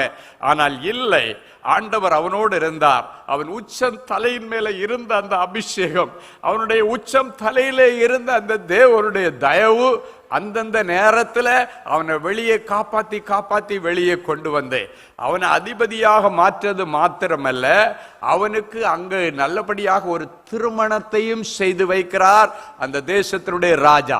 எகிப்து தேசத்தினுடைய ராஜா பார்க்கிறாரு, இவன் நல்ல வாலிப பையனா இருக்கிறான், இவனுக்கு இங்க யாருமே இல்லை, அடிமையா வந்தவன், எனவே இவனுக்கு ராஜா வீட்டு கல்யாணம் மாதிரி நடக்கணும்னு சொல்லி அந்த ராஜாவே பொண்ணு பார்த்து ஒரு நல்ல ஆசாரியனுடைய ஊழியக்காரனுடைய மகளை அவனுக்கு மனைவியாக கொடுத்தான் என்று சொல்லப்பட்டிருக்கிறது. அப்படின்னா என்னன்னா, எல்லாம் முடிஞ்சு போன நிலைமையில, இதுக்கு மேல வாழ்க்கையே இல்லைன்னு இருக்கிற நிலைமையில ஒரு புதிய ஆரம்பம் வந்த உடனே என்ன வந்துச்சு, அவருக்கு பதவி வந்துச்சு, அதன் பிறகு புகழ் வந்துச்சு, அதெல்லாத்தையும் தாண்டி அவனுக்கு வாழ்வு கிடைச்சதுங்க. என் ஆண்டவர் அவனை வாழ வைத்தார். வாழ்க்கைன்னு ஒண்ணு அவனுக்கு இருக்குமா என்கிற ஒரு கேள்விக்குறி இருந்தது. ஆனால் ஆண்டவர் அவனுக்கு வாழ்வு கொடுத்தார். அவன் உச்சம் தலையின் மேல இருந்த அந்த அபிஷேகம் அவனுக்கு சந்ததியை கொடுத்தது, பிள்ளைகளை கொடுத்தது. அந்த அபிஷேகம் அவனுடைய பிரிந்து கிடந்த உறவினர்களையும் பிள்ளைகள், அவனுடைய உடன்பிறப்புகளையும் அவனுடைய தகப்பரையும் அவனிடத்திலே கொண்டு வந்து சேர்த்தது. அதுதான் உச்சம் தலையின் மீது இருந்த முட்செடியிலே எழுந்தருளுடைய தயை. அது எதெல்லாம் உங்ககிட்ட இல்லையோ எல்லாத்தையும் மீட்டு கொண்டு வரும். ஹல்லேலூயா. என் அன்பு தேவனுடைய பிள்ளைகளே, ராஜா வீட்டு கல்யாணம் மாதிரி கல்யாணம், அழகான ஒரு மனைவி, அழகான பிள்ளைகள், அப்படி அவனுடைய வாழ்க்கை துளிர்த்து அவனுடைய வாழ்க்கை மிகவும் கனி கொடுத்ததை நாம் வேதத்திலே வாசிக்கிறோம். இன்றைக்கு அந்த அபிஷேகம் உங்கள் சிரசிலே ஆண்டவர் வைக்கிறார். இந்த அபிஷேகம் உங்க வாழ்க்கையில் இருக்கிற வாழ முடியாதபடி காணப்படுகிற தடைகளை கர்த்தர் உடைக்கிறார். ஹல்லேலூயா. உன்னுடைய கற்பத்தின் தடைகளை கர்த்தர் உடைக்கிறார். எங்க எனக்கு வாழ்வில்லை என்று சொல்லிக் கொண்டிருக்கிற பிள்ளைகளுக்கு கர்த்தர் வாழ்வு கொடுப்பார். வாழ்வு கிடைப்பதற்கு வாய்ப்பே இல்லாத யோசேப்புக்கு வாழ்வு கொடுத்த ஆண்டவர், ராஜா வீட்டு கல்யாணம் மாதிரி நடத்தின ஆண்டவர், அன்றைக்கு உனக்கு ஒரு அற்புதத்தை செய்வார். உங்க வீட்டில் உள்ள எல்லா சுப காரியங்களின் தடைகளை கர்த்தர் இன்றைக்கு உடைக்கிறார். உன் மேல போடுகிற அபிஷேகம் அந்த தடைகளை எல்லாம் தவிடுபடி ஆக்குகிறது. ஹல்லேலூயா. ஏனி உங்களுக்கு எப்படி கல்யாணம் நடக்கும்? ராஜா வீட்டு கல்யாணம். சொல்லுங்க பார்க்கலாம். உங்க பிள்ளைகளுக்கு ராஜா வீட்டு கல்யாணம். ஏன்னா அதை யாரு செய்து வைக்கிறதுன்னா, நம்முடைய பரலோக ராஜாதி ராஜா. ஆமென். இப்ப சிலருக்கு ஒரு யோசனை, எனக்கு வயசு யாரி போச்சு, இதுக்கு மேல கல்யாணம் பண்ணி குழந்தைன்னு ஒண்ணு கிடைக்குமா அப்படின்னு சிலருக்கு ஒரு கேள்வி. ஆனா இந்த யோசேப்புக்கு ஆண்டவர் அந்த அவருடைய உச்சந்தலைமையில இருந்த தேவனுடைய தயவு அவனுக்கு வாழ்க்கை அமைச்சு கொடுத்தது மட்டும் இல்லை, அவனுக்கு பிள்ளைகளை கொடுத்தது. அதே ஆண்டவர் இன்றைக்கு பாரபட்சம் இல்லாதவர் இன்னைக்கு நமக்கு செய்வார். ஸோ எனக்கு 47 வயசாச்சு, 45 வயசாச்சு, குழந்தை கிடைக்காது, அந்த அவிசுவாசத்தை எல்லாத்தையும் தூக்கி போட்டுருங்க. காரணம், அந்த அவிசுவாசங்களை மாற்றி உங்களுக்கு விசுவாசத்தின் பிள்ளையை கொடுக்க இப்பொழுது உங்க சிரசில் ஆண்டவர் தன்னுடைய அபிஷேகத்தை, தேவ தயவை உங்கள் மேலே வைத்திருக்கிறார். ஹல்லேலூயா. சரி, இப்ப இந்த அழகான நாளிலே, ஆசீர்வாதமான நாளிலே எழுந்தருளி வருகிற ஆண்டவர் என்னென்ன காரியங்களிலே உங்களுக்காக இன்னைக்கு எழுந்தருளி வந்திருக்கிறார், சில காரியங்களை நாம் தியானித்து ஜெபித்து முடிக்க போகிறோம். இன்னைக்கு பிறகு புதிய காரியத்தை நம்ம பார்க்க போறோம். நம்முடைய வாழ்க்கையில் ஒரு புதிய மாற்றம் வரப்போகிறது. புதிய புதிய செல்வங்களையும் செல்வாக்கையும் கர்த்தர் கொடுக்க போகிறார். நம்ம பாடினது போல புதிய வரங்களை கர்த்தர் கொடுக்க போகிறார். முட்செடியிலே எழுந்தனருடைய தயை நம் மீதும் நம் குடும்பத்தார் மீதும் இருக்கும். அப்ப என்ன நடக்குமா? முட்செடியிலே எழுந்தருளின ஆண்டவர் உங்கள் வாழ்க்கையில எழுந்தருளும் பொழுது என்ன நடக்குமா? அவர் உங்களை நினைத்தருளுவார் என்று சொல்லப்பட்டிருக்கிறது. ஏழைகளை நினைத்தருளும்படி அவர் இன்றைக்கு எழுந்தருளுவார். சொல்லுங்க, ஏழைகளை நினைத்தருளும்படி இன்றைக்கு எழுந்தருளுவார். சங்கீதம் 10:12 இப்படியாய் சொல்லுகிறது. எடுத்து வாசிப்போமா? கர்த்தாவே எழுந்தருளும், கர்த்தாவே எழுந்தருளும். தேவனே, தேவனே உம்முடைய கையை உயர்த்தும், உம்முடைய கையை உயர்த்தும். ஏழைகளை மறவாதேயும், ஏழைகளை மறவாதேயும். இன்றைக்கு ஆண்டவருடைய கரத்தை உங்களுக்கு நேராக உயர்த்தி ஆண்டவர் உங்களை இப்ப ஆசீர்வதிக்கிறார். ஆண்டவர் சொல்றாரு, உன்னை நான் ஒரு நாளும் மறக்க மாட்டேன். ஏழைகளை அவர் மறக்காதவர். இன்னைக்கு நிறைய குடும்பத்தில் பார்த்தீங்கன்னா, ஏழை அப்படின்னு ஒருத்தன் அவங்க ஃபேமிலியில் இருந்தாங்கன்னா அவனை விட்டு மீதி எல்லாம் அவங்க ஞாபகத்தில் இருப்பாங்க. அவனை மட்டும் எப்பமோ ஒரு வாட்டி நினைச்சு பார்ப்பாங்க. எப்ப நினைப்பாங்கன்னா, அவன் சம்பந்தப்பட்ட ஏதாவது ஒரு காரியம் வரும்போது மட்டும்தான் அவங்களுக்கு ஞாபகம் வரும். மற்றபடி அவங்களுக்கு ஞாபகம் வராது. நம்ம ஆண்டவருக்கும் மனுஷனுக்கும் என்ன வித்தியாசம்னா, ஆண்டவர் ஏழைகளை மறக்காத ஆண்டவர். ஆமா, நம்ம எல்லாம் என்ன பண்ணுவோம், வசதி படைத்தவர்களை மறக்காம அவங்க ஞாபகத்துல வச்சுட்டு அவங்களுக்கான காரியங்களை ஞாபகத்தில் வைப்பா. அவங்க பிறந்த நாள் உங்களுக்கு ஞாபகம் இருக்கும், அவங்களுடைய திருமண நாள் உங்களுக்கு ஞாபகம் இருக்கும், அவங்க பிள்ளைகளுடைய பிறந்த நாள் ஞாபகம் இருக்கும். ஆனா ஏழைகளை அவர்கள் மறந்து விடுகிறார்கள். ஏழைகளை அவங்களுக்கு ஞாபகம் இருக்கிறதே இல்லை. ஆனா இன்னைக்கு பிறகு நீங்க அப்படி இருக்கக்கூடாது. ஆமேன். எல்லாரையும் சரிசமமா பார்க்கணும். சொல்லுங்க, சரிசமமா. கையை சொல்லுங்க, சரிசமமா. ஆமேன். ஆமா, ஏழை பணக்காரன் என்பது ஆண்டவருடைய முன்னால கிடையாது. ஆண்டவருடைய பிள்ளைகள் முன்னிலையிலும் அது இருக்கவே கூடாது. ஹல்லேலூயா. ஆமா, இங்க தனி ஜபத்துக்கெல்லாம் வரும்பொழுது சில பழைய ரொம்ப ஏழ்மையான சகோதரிகள் சகோதரர்கள் வருவாங்க. ஐயா, நான் உங்களை ஒரு வாட்டி ஹக் பண்ணி கட்டுமான்னு கேட்பாங்க. உங்களை கட்டி பிடிச்சிடட்டுமான்னுவாங்க. தாராளமாக அன்பா நான் கட்டி பிடிப்பேன். ஹல்லேலூயா. ஏன்னா அவங்களுக்கு அவ்வளோ ஒரு ஆசை. இன்னைக்கு கூட சாட்சி சொல்லிட்டு போகும்போது ஒரு தம்பி சொல்கிறான், ஐயா உங்கள் கோட்டை ஒரு வாட்டி நான் பிடிச்சிக்கட்டுமா? தாராளமாக பிடிடா. ஹல்லேலூயா. என் அன்பு தேவனுடைய பிள்ளைகளே, இன்னைக்கு ஆண்டவர் உங்கள் ஒவ்வொருவரையும் பார்த்து சொல்கிறாரு, நம்மளை மறக்காத ஆண்டவர். சொல்லுங்க, நம்மை மறக்காத ஆண்டவர், நம்மளை எப்பவும் ஞாபகத்தில் வைத்திருக்கிற ஆண்டவர். ஆமேன். எப்ராயிமே, நான் உன்னை எப்படி மறப்பேன்னு கேட்கிறார். மகளே, உன்னை நான் எப்படிடா மறப்பேன்? நீ மறக்கிற பிள்ளையா? உன்னை என் உள்ளம் கையில இல்ல நான் செதுக்கி வச்சிருக்கிறேன். எப்படி உன்னை மறப்பேன்? ஹல்லேலூயா. எப்படி உன்னை கைவிடுவேன்? ஆமென். ஆமா, சில நேரங்கள்ல கைவிட்ட மாதிரி இருந்தாலும் இன்னைக்கு நல்ல செய்தியை நம்ம குட்டி தீர்க்கதரிசி சொன்னாரு. கைவிட்டுட்டாருனாலே நீங்க நினைச்சீங்க ஒரு புதிய ஆரம்பம் வரப்போகிறது. ஹல்லேலூயா. அது சூப்பரான ஆரம்பமா இருக்கும். ஆமென். அதனால சோதனை வரும் பொழுது தேவனுடைய பிள்ளைகள் துவண்டே போகக்கூடாது. தேவனுடைய பிள்ளைகள் அதை எப்படி சாதனையா மாத்துறது, அப்படிதான் நீங்க இருக்கணும். ஒரு நாளும் அவிசுவாசம் உங்க வாழ்க்கையில வந்துடக்கூடாது. ஒரு நாளும் ஆண்டவரை நீங்க தூசிச்சிடக்கூடாது. ஏன்னா ஆண்டவருக்கு தீமை செய்ய தெரியாது. அவர் தீமை செய்தாலும் அதை நன்மைக்கு ஏதுவாய் மாற்றுவதற்காக, உன்னை உருவாக்குவதற்காகத்தான் அவர் தீமையை உனக்காக அனுமதிக்கிறாரே தவிர வேறு ஒன்றுமில்லை. ஹல்லேலூயா. யோபுடைய வாழ்க்கையிலே தீமை வந்தது உண்மை, ஆனாலும் அந்த தீமை இரட்டிப்பான நன்மையாய் மாறினது. ஹல்லேலூயா. பாருங்க, கர்த்தாவே எழுந்தருள சொல்லுங்க. பாருங்க, கர்த்தாவே எழுந்தருள.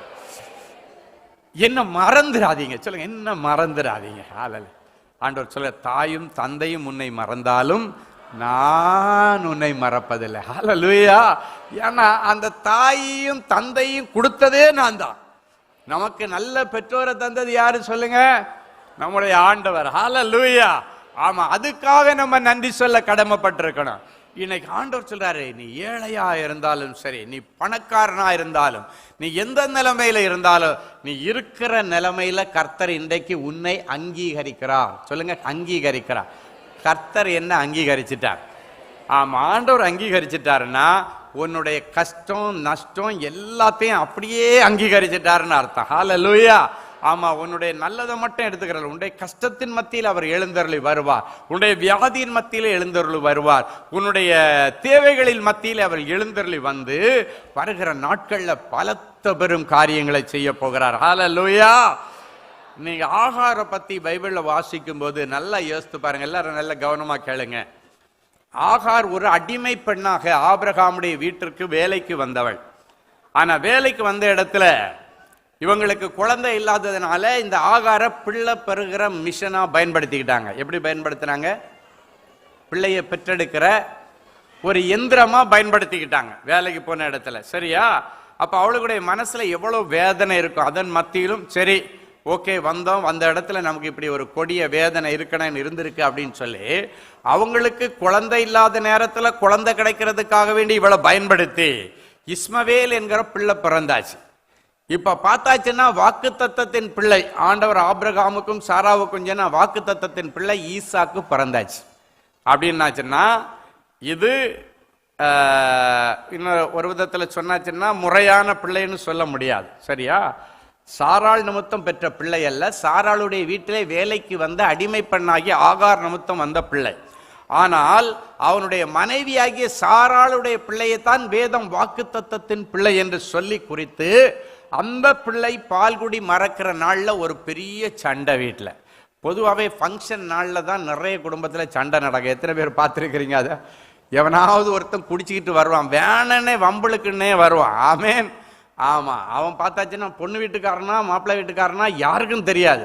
பொண்ணு வீட்டுக்காரங்க சண்டை போட்டோன்னா என்ன நினைப்பான்னு தெரியும், ஐயோ மாப்பிள்ளை வீட்டுக்கு ரொம்ப நெருக்கம் போல இருக்கு, அதனால தான் உரிமையாக சண்டை போடுறான். மாப்பிள்ளை வீட்டுக்காரன் என்ன நினைப்பான், பொண்ணு வீட்டுக்கு ரொம்ப வேண்டியவங்க போல இருக்கு, அதனால தான் இந்த ரொம்ப உரிமையோட சண்டை போடுறான். பார்த்தா இவங்க ரெண்டு வீட்டுக்கும் இல்லாதவன் வேடிக்கை பார்க்க வந்தவன் தான் அங்கே நிற்பான். ஆமேன். அன்னைக்கு ஒரு சண்டையை மூட்டி விட்டு அதுக்கப்புறம் அன்னைக்கு ஃபங்க்ஷன் முடிஞ்சதுக்கு அப்புறம் கணவன் மனைவி அவர்கள் சந்தோஷமா இருக்கிற நேரத்தில் உங்க வீட்டார் என்ன இப்படி பேசிட்டாங்க, இவ ஆரம்பிச்சிருவான். முதல் இரவு அன்னைக்கு அங்க ஒரு பெரிய வேட்டையே நடக்கும். அல்லேலூயா. என் அன்பு தேவனுடைய பிள்ளைகளை பாருங்க, பொதுவாகவே இந்த ஃபங்க்ஷன்லாம் நடக்கும் பொழுது இன்னைக்கு உங்களுக்கு நல்ல ஆலோசனை சொல்றேன். ஆண்டவர் சொல்லியிருக்கிறாரு, நல்ல காரியங்கள் நடக்கும்போது பலவான்களை எல்லாம் முந்தி கட்டணுமா. எதுக்கு தெரியுமா?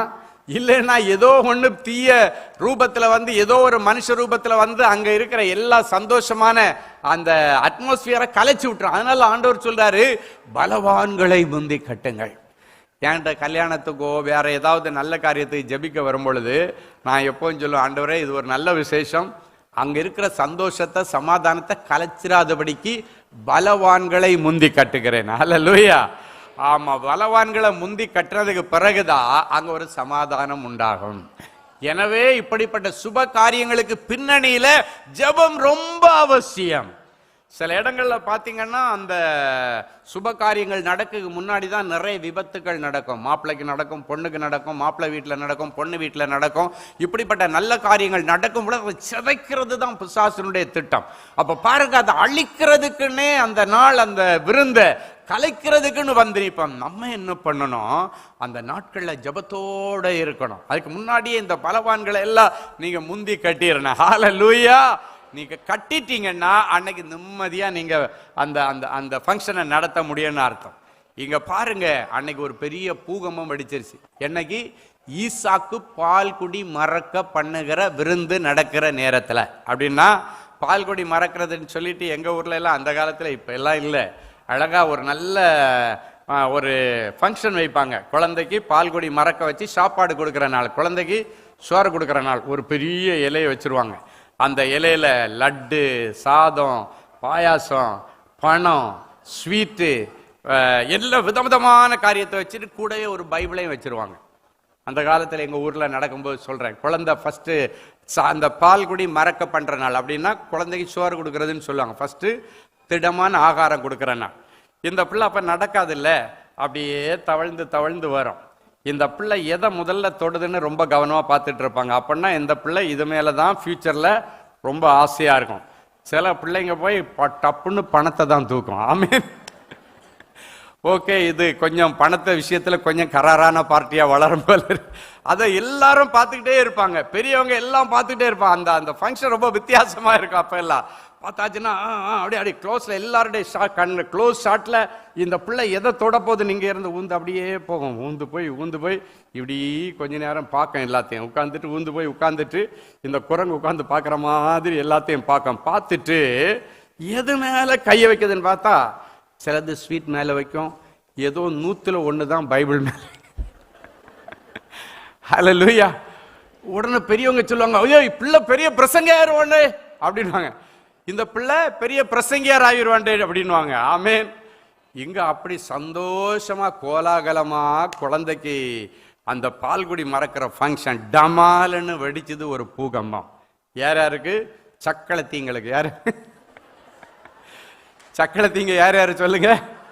சாராளும் ஆகாரம் வெட்டிச்ச வெட்டியில ஆபிரகாம் திணறாரு. என்னடா இவளுக்கு சப்போர்ட் பண்றதா அவளுக்கு சப்போர்ட் பண்றதா, மாட்டிக்கிட்டா. இங்க யாராவது 2 பொண்டாட்டிக்காரன் இருந்தா இன்னையோட ஒன்ன ஆகார கலட்டி விட்ட மாதிரி கலட்டி எங்கேயாவது நாடு கடத்திருங்க. அல்லேலூயா. இல்லைன்னா நீ நிம்மதியா வாழ முடியாது. ஆமேன். என் அன்பு தேவனுடைய பிள்ளைகளை பாருங்க, இவன் முழிக்கிறான், கடைசியா ஆகார் நிக்கிற, இவளை வெளியே அனுப்பி ஆகணும், அவளா நானா முடிவு பண்ண. பைபிள்ல இருக்கிறத நான் அப்படியே சொல்றேன். அவளை அப்போ ஆபிரகாமுக்கு ஒரு பக்கம் ஐயோ குழந்தையும் கையுமா நிற்கிறாள், ஒரு வாலிப பையன் கிட்டத்தட்ட 15 வயசு பையனோட நிற்கிறாள், இவ எங்க போவா, இவளுக்கு யாருமே கிடையாது, இவ அனாதையா வந்தவாச்ச, அவனுக்கு படப்படன்னு அடிச்சுட்டே கிடக்கு. ஆனாலும் வேற வழி இல்லை, மனைவியை திருப்திப்படுத்துறதுக்காக வேண்டி அந்த காரியத்துக்கு ஒத்துக்கொள்ள வேண்டிய சூழ்நிலை. வேற வழியே இல்லாம ஒரு வேளைக்கு ஆகாரத்தை அப்பத்தையும் ஒரு துருத்தியில தண்ணியும், கொஞ்சோண்டு துருத்தின்னா என்னது, அது பெரிய டேங்க் எல்லாம் கிடையாது, ஒரு சின்ன பையா இருக்கும், தோல் பை, அதுல தண்ணியை கொடுத்து அனுப்பி விட்டுட்டான். யோசித்து பார்த்துருக்கணும் இல்ல, அவன் எங்க போவா, அவளுக்கு அம்மா அப்பா இங்க இருக்காங்களா இல்ல, அண்ணன் தம்பி இருக்காங்களா இல்ல, அக்கா தங்கச்சி இருக்காங்களா இல்ல, எங்க போவா அவங்க நினைக்கல. ஆனால் ஏழைகளை மறக்காத ஆண்டவர் அவள் வனாந்தரத்திலே போகும் பொழுதே அவளை தேடி வந்து அவர் கேட்கிறார், ஆகாரே, ஆகார கூப்பிட்டாரா, ஆகாரே உனக்கு என்ன சம்பவித்தது, உன் பிள்ளைய பத்தி தானே நீ கவலைப்பட்டு இருக்கிற, நீ கவலைப்படாத, ஆபிரகாம் விட்டுட்டான்னு கவலைப்படாத, சாரா வரலன்னு கவலைப்படாத, மகளே நான் உனக்கு இருக்கிறேன், உன் பிள்ளை இருக்கிற இடத்துல உன் பிள்ளைக்காக ஒரு நீரூற்றை நான் ஏற்படுத்தினேன். அந்த நீரூற்றை எடுத்து அதுல இருந்து தண்ணியை பிடிச்சி உன் பிள்ளைக்கு குடிக்க கொடுத்துட்டு அவனை பிடித்து கொண்டு போ, அவனை பெரிய ஜாதியாக்குவேன். ஹல்லேலூயா. என் அன்பு தேவனுடைய பிள்ளைகளை, ஏழைகளை மறக்காத ஆண்டவர், திக்கற்றவர்களை புறம்பே ஒதுக்காத ஆண்டவர். என் அன்பு தேவனுடைய பிள்ளைகளே, இந்த ஆகாருடைய வாழ்க்கையிலே யாரும் இல்லை, என்னுடைய வாழ்க்கை வனாந்தரத்திலே முடிய போகிறது, பிள்ளை பசியில கடந்து துடிச்சு கண்டதற்க சாவு போறா. வேதம் சொல்லுகிறது, அம்புகிற தூரத்துல பிள்ளை உட்கார்ந்து அழுது, சாப்பிட்றதுக்கு தண்ணி இல்லாம பட்டினி கடந்து சாவுது. ஒரு பிள்ளை நோய் நொடி வந்து செத்தா கூட தாய், ஐயோ இந்த பிள்ளைக்கு நோய் வந்துச்சு, என்னால முடிஞ்ச அளவுக்கு இந்த பிள்ளைய நான் பார்த்தேன், தாராளமா பணம் செலவு பண்ணேன், அதெல்லாம் தாண்டி இந்த பிள்ளை மரிச்சு போகுதுன்னு அட்லீஸ்ட் கொஞ்சமாவது மனசுல நான் எல்லா முயற்சியும் பார்த்துட்டேன், இதுக்கு மேல நம்ம கையில இல்லை, என் பிள்ளை மரிச்சு போயிட்டான்னு சொன்னாலாவது அந்த தாய்க்கு கொஞ்சம் மனசார. ஆனா பிள்ளைக்கு சோறு தண்ணி இல்லாம பட்டினில கிடந்து சாகிறத எந்த தாயால பார்க்க முடியும்? அவள் உட்கார்ந்து அம்பைகிற தூரத்தில் உட்கார்ந்து ஓன்னு அழுது கொண்டிருந்தாள். அவளுடைய சத்தம் ஆபிரகாமுக்கு கேட்கவில்லை, சாராளுக்கு கேட்கவில்லை. ஆனால் சிங்காசனத்தில் இருக்கிற என் ஆண்டவருக்கு கேட்டது, ஆகாரே உனக்கு என்னம்மா ஆச்சுன்னு கேட்டார். ஹல்லேலூயா. கேட்டது மட்டும் இல்லை, பிள்ளை சாவு கிடக்குதுன்னு பயப்படுறியா, கவலைப்படாத, உன் பிள்ளை இருக்கிற இடத்துல அவன் சத்தத்தை கேட்டு அவனுக்காக ஒரு நீரூற்றை நான் அந்த இடத்துல புதுசா ஒரு மிரக்கிள் பண்ணியிருக்கிறேன். ஒரு நீரூற்று வனாந்தரத்திலே, நீரூற்று இல்லாத இடத்திலே உன் பிள்ளைக்காக ஒரு நீரூற்றை நான் பண்ணி இருக்கிறேம்மா, அதுல போய் துருத்தியில தண்ணியை பிடிச்சி உன் பிள்ளைக்கு குடிக்க கொடு, அது அவனுடைய ஜீவனை பாதுகாக்கிற ஜீவ தண்ணீராயிருக்கும். ஹல்லேலூயா. அந்த தண்ணியை பிடிச்சி அந்த பிள்ளைக்கு குடிக்க கொடுத்தா அந்த நேரத்தில் அந்த பிள்ளையுடைய அந்த மயக்கம் தெளிஞ்சு அந்த பிள்ளை புது பலன் அடைந்து அந்த பிள்ளைய கையில பிடிச்சிட்டு போனா அவனை பெரிய ஜாதி ஆக்கினார். வேதம் சொல்லுகிறது, அவனை வில் வித்தையிலே வல்லவனாய் மாற்றினானா. சாக கடந்த ஒரு பிள்ளை இப்ப வில்வித்தையிலே வல்லவனானான். அப்படின்னா அந்த வில்வித்தைக்காரர்களிலே பெயரையும் புகழையும் வாங்கினான் அந்த இஸ்மவேல். இன்னைக்கு அந்த இஸ்மவேல் கோத்திரம்தான் இன்றைக்கு அரபு தேசங்களில் பிரபுக்களா இருக்கிறார்கள். ஆண்டவர் அன்னைக்கு சொன்னாரு, அவனிடத்திலிருந்து பிரபுக்களை உண்டு பண்ணுவேன். ஹல்லேலூயா. ஆகார தேத்தும் பொழுது சொல்றாரு, அவனுக்கு தண்ணியை பிடிச்சு கொடுத்துட்டு நீ கையில பிடிச்சிட்டு போ, அவனை பெரிய ஜாதி ஆக்குவேன், அவனிடத்தில் இந்த பிரபுக்கள் தோன்றுவார்கள்.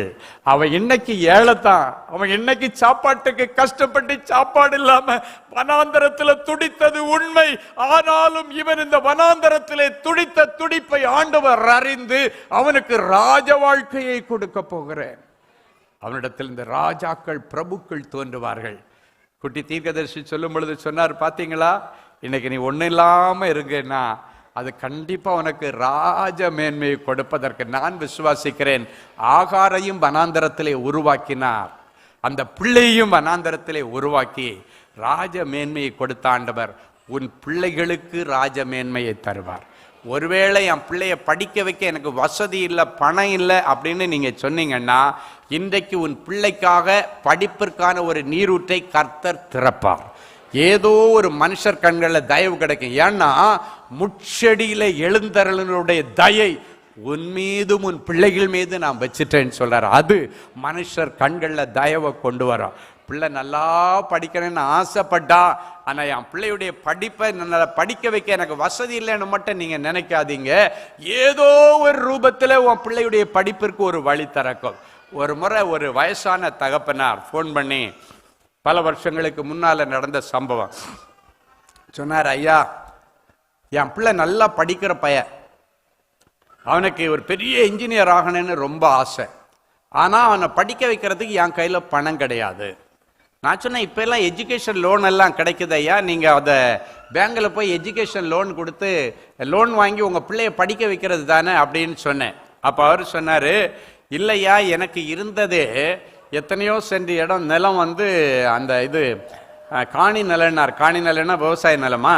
ஆமாம், ஏதோ விவசாயம் பண்ணுற ஒரு சின்ன நிலம் இருக்குது, அதை பேங்கில் கொடுத்து விவசாய கடன் வாங்கி தான் நான் அந்த விவசாயம் பண்ணிட்டு இருக்கிறேன். அதனால அதை விட்டால் எனக்கு வேற லேண்டே கிடையாது, வேற எனக்கு சொத்து கிடையாது. எந்த பேங்கில் போனாலும் நீ ப்ராப்பர்ட்டி ஏதாவது கொண்டு வா, நீ கொலட்ரல் கொடுத்தாச்சுன்னா தான் பிள்ளைக்கு அந்த எஜுகேஷன் லோன் தர முடியும்னு சொல்கிறாங்க. அதனால எல்லா பேங்கெல்லாம் ஏறி இறங்கி வந்துட்டேன் அப்படின்னு சொன்னார். சொல்லிட்டு, என் பிள்ளை ரொம்ப ஆசைப்பட, நல்லா படிக்கிற பிள்ளைய படிக்க வைக்க முடியலையேன்னு எனக்கு சில நாட்களாக தூக்கம் வரல, சாப்பாடு கிடையாது, என் பிள்ளைக்கு உதவி செய்ய யாரும் இல்லையா அப்படின்னார். நான் சொன்னேன், உங்கள் பிள்ளைக்கு உதவி செய்ய ஒருவர் இருக்கிறார், அவருடைய பெயர் இயேசு. நான் சொன்னேன், அவர்கிட்ட நீங்கள் இயேசு சொல்லுங்க. இயேசு அப்படின்னார். அவர் நான் நினைக்கிறேன் அரியலூர்ன்ற ஒரு இடத்துல இருந்தால் அவர் ஃபோன் பண்ணார். அப்போ நான் ஆண்டவர்கிட்ட சின்ன ஜெபம் பண்ண, ஆண்டவரே நீங்கள் என்ன பண்ணீங்களோ தெரியாது, என் பிள்ளை படிக்கணும், இந்த ஏழைகளுக்கு இந்த கல்வி போய் சேரணும். அரசாங்கம் அதுக்கு கவர்மெண்ட்ல எஜுகேஷன் லோன் கொடுக்க சொன்னாலும் பேங்குக்காரங்க ஏதாவது டாக்குமெண்ட் வாங்காம கொடுக்கல. இந்த விஷயத்துல நீங்க ஏதாவது ஒரு அற்புதம் செய்ய வேண்டும் சொல்லி ஜெபம் பண்ணிட்டு, ஐயா கண்டிப்பா ஒரு மிரக்கல் நடக்கும், அது எதிராக இருந்தாலும் நீங்க இன்னும் எனக்கு ஒரு வாரம் கழிச்சு நீங்க ஃபோன் பண்ணுங்கன்னு நான் சொன்னது வேற யோசனையில. இன்கேஸ் அப்படி இல்லைன்னாலும் ஏதாவது நம்மளை முடிஞ்ச ஏதாவது பேங்க் ஆஃபீஸர்கிட்ட சொல்லான்ற ஒரு எண்ணத்துல தான். நீங்க எதுவா இருந்தாலும் ஒரு வாரம் கழிச்சு ஃபோன் பண்ணுங்க. அவர் 5 நாள்ல ஃபோன் பண்ணாரு. ஐயா உங்க இயேசு ரொம்ப நல்லவர்னாரு. என்ன சொன்னாரு? உங்க இயேசு ரொம்ப நல்லவர். அவர் சொல்றாரு, என் ஃப்ரெண்டு உங்க நம்பரை கொடுத்து கால் பண்ணும்போது நீங்க உதவி செய்வீங்கன்னு சொல்லி தான் நம்பர் கொடுத்தாரு. ஆனா இப்ப பாருங்க, உங்க இயேசுநாதர் எனக்கு உதவி செய்துட்டாரு. ஹல்லேலூயா. என்னன்னு கேட்டா அவர் சொல்றாரு, நீங்க அன்னைக்கு பிரார்த்தனை பண்ணி வச்சு அடுத்த நாள் காலையில பேங்க்ல இருந்து ஒரு போன் வருது. அடுத்த நாள் பாத்தீங்கன்னா, என்னைக்கு ஜெபம் பண்றோமோ அன்னைக்கு அரசாங்கம் விவசாய லோன் எல்லாம் தள்ளுபடி பண்ணிருச்சுன்னு ஒரு சட்டத்தை கொண்டு வந்துட்டாங்க. ஹல்லேலூயா.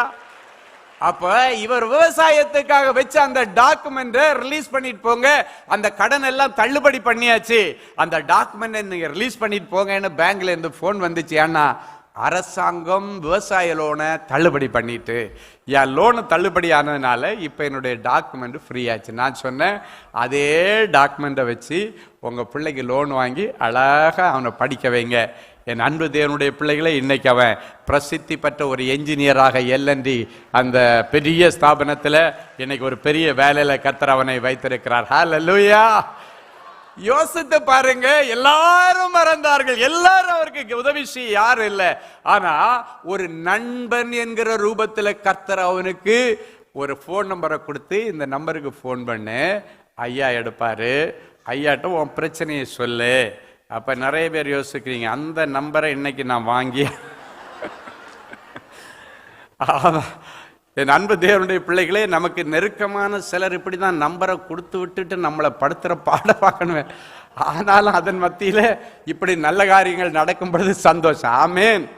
ஆமா, நீ போன் பண்ண, உன் பிள்ளைக்கு ஒரு நல்லது நடக்கும். அப்ப பாருங்க, நான் அவனுக்கு பண உதவி செய்யலைங்க, செப உதவி தான் செய்தான். ஆனா பண உதவி செய்வதற்கு என்னுடைய மனசு தூண்டினாலும் ஒரு வாரம் கழிச்சு நீ போன் பண்ணன்னு சொன்ன. ஏன்னா என்னுடைய பெருமை விளங்கக்கூடாது, ஆண்டவருடைய நாமம் தான் அங்க நிக்கணும். ஹல்லேலூயா.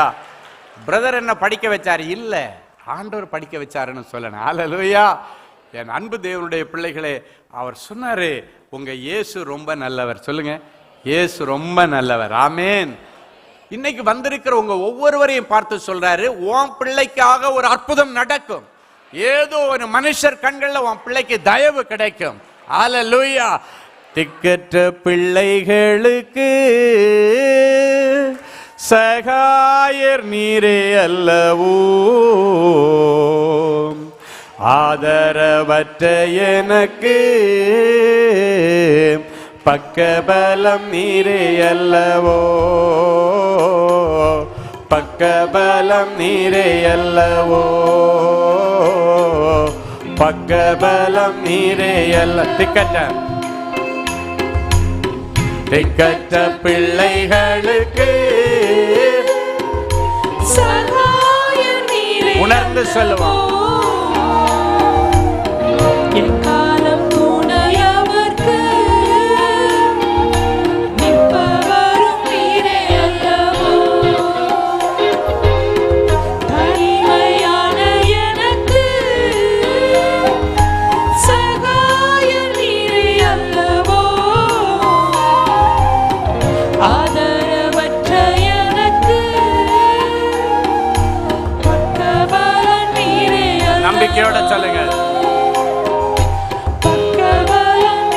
என்னைக்கு மறைந்திருப்பீரோ,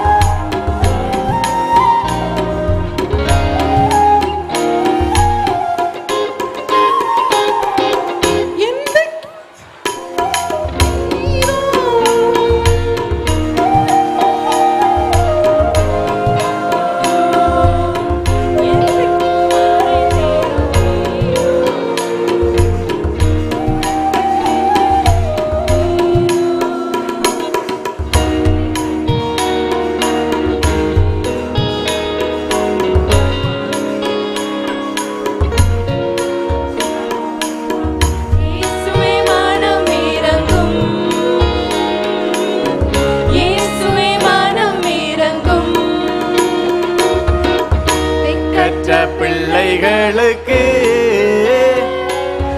சகாயர் நீரே அல்லவோ, எக்காலம் துணையவர்க்கு நிற்பவரும் நீரே அல்லவோ.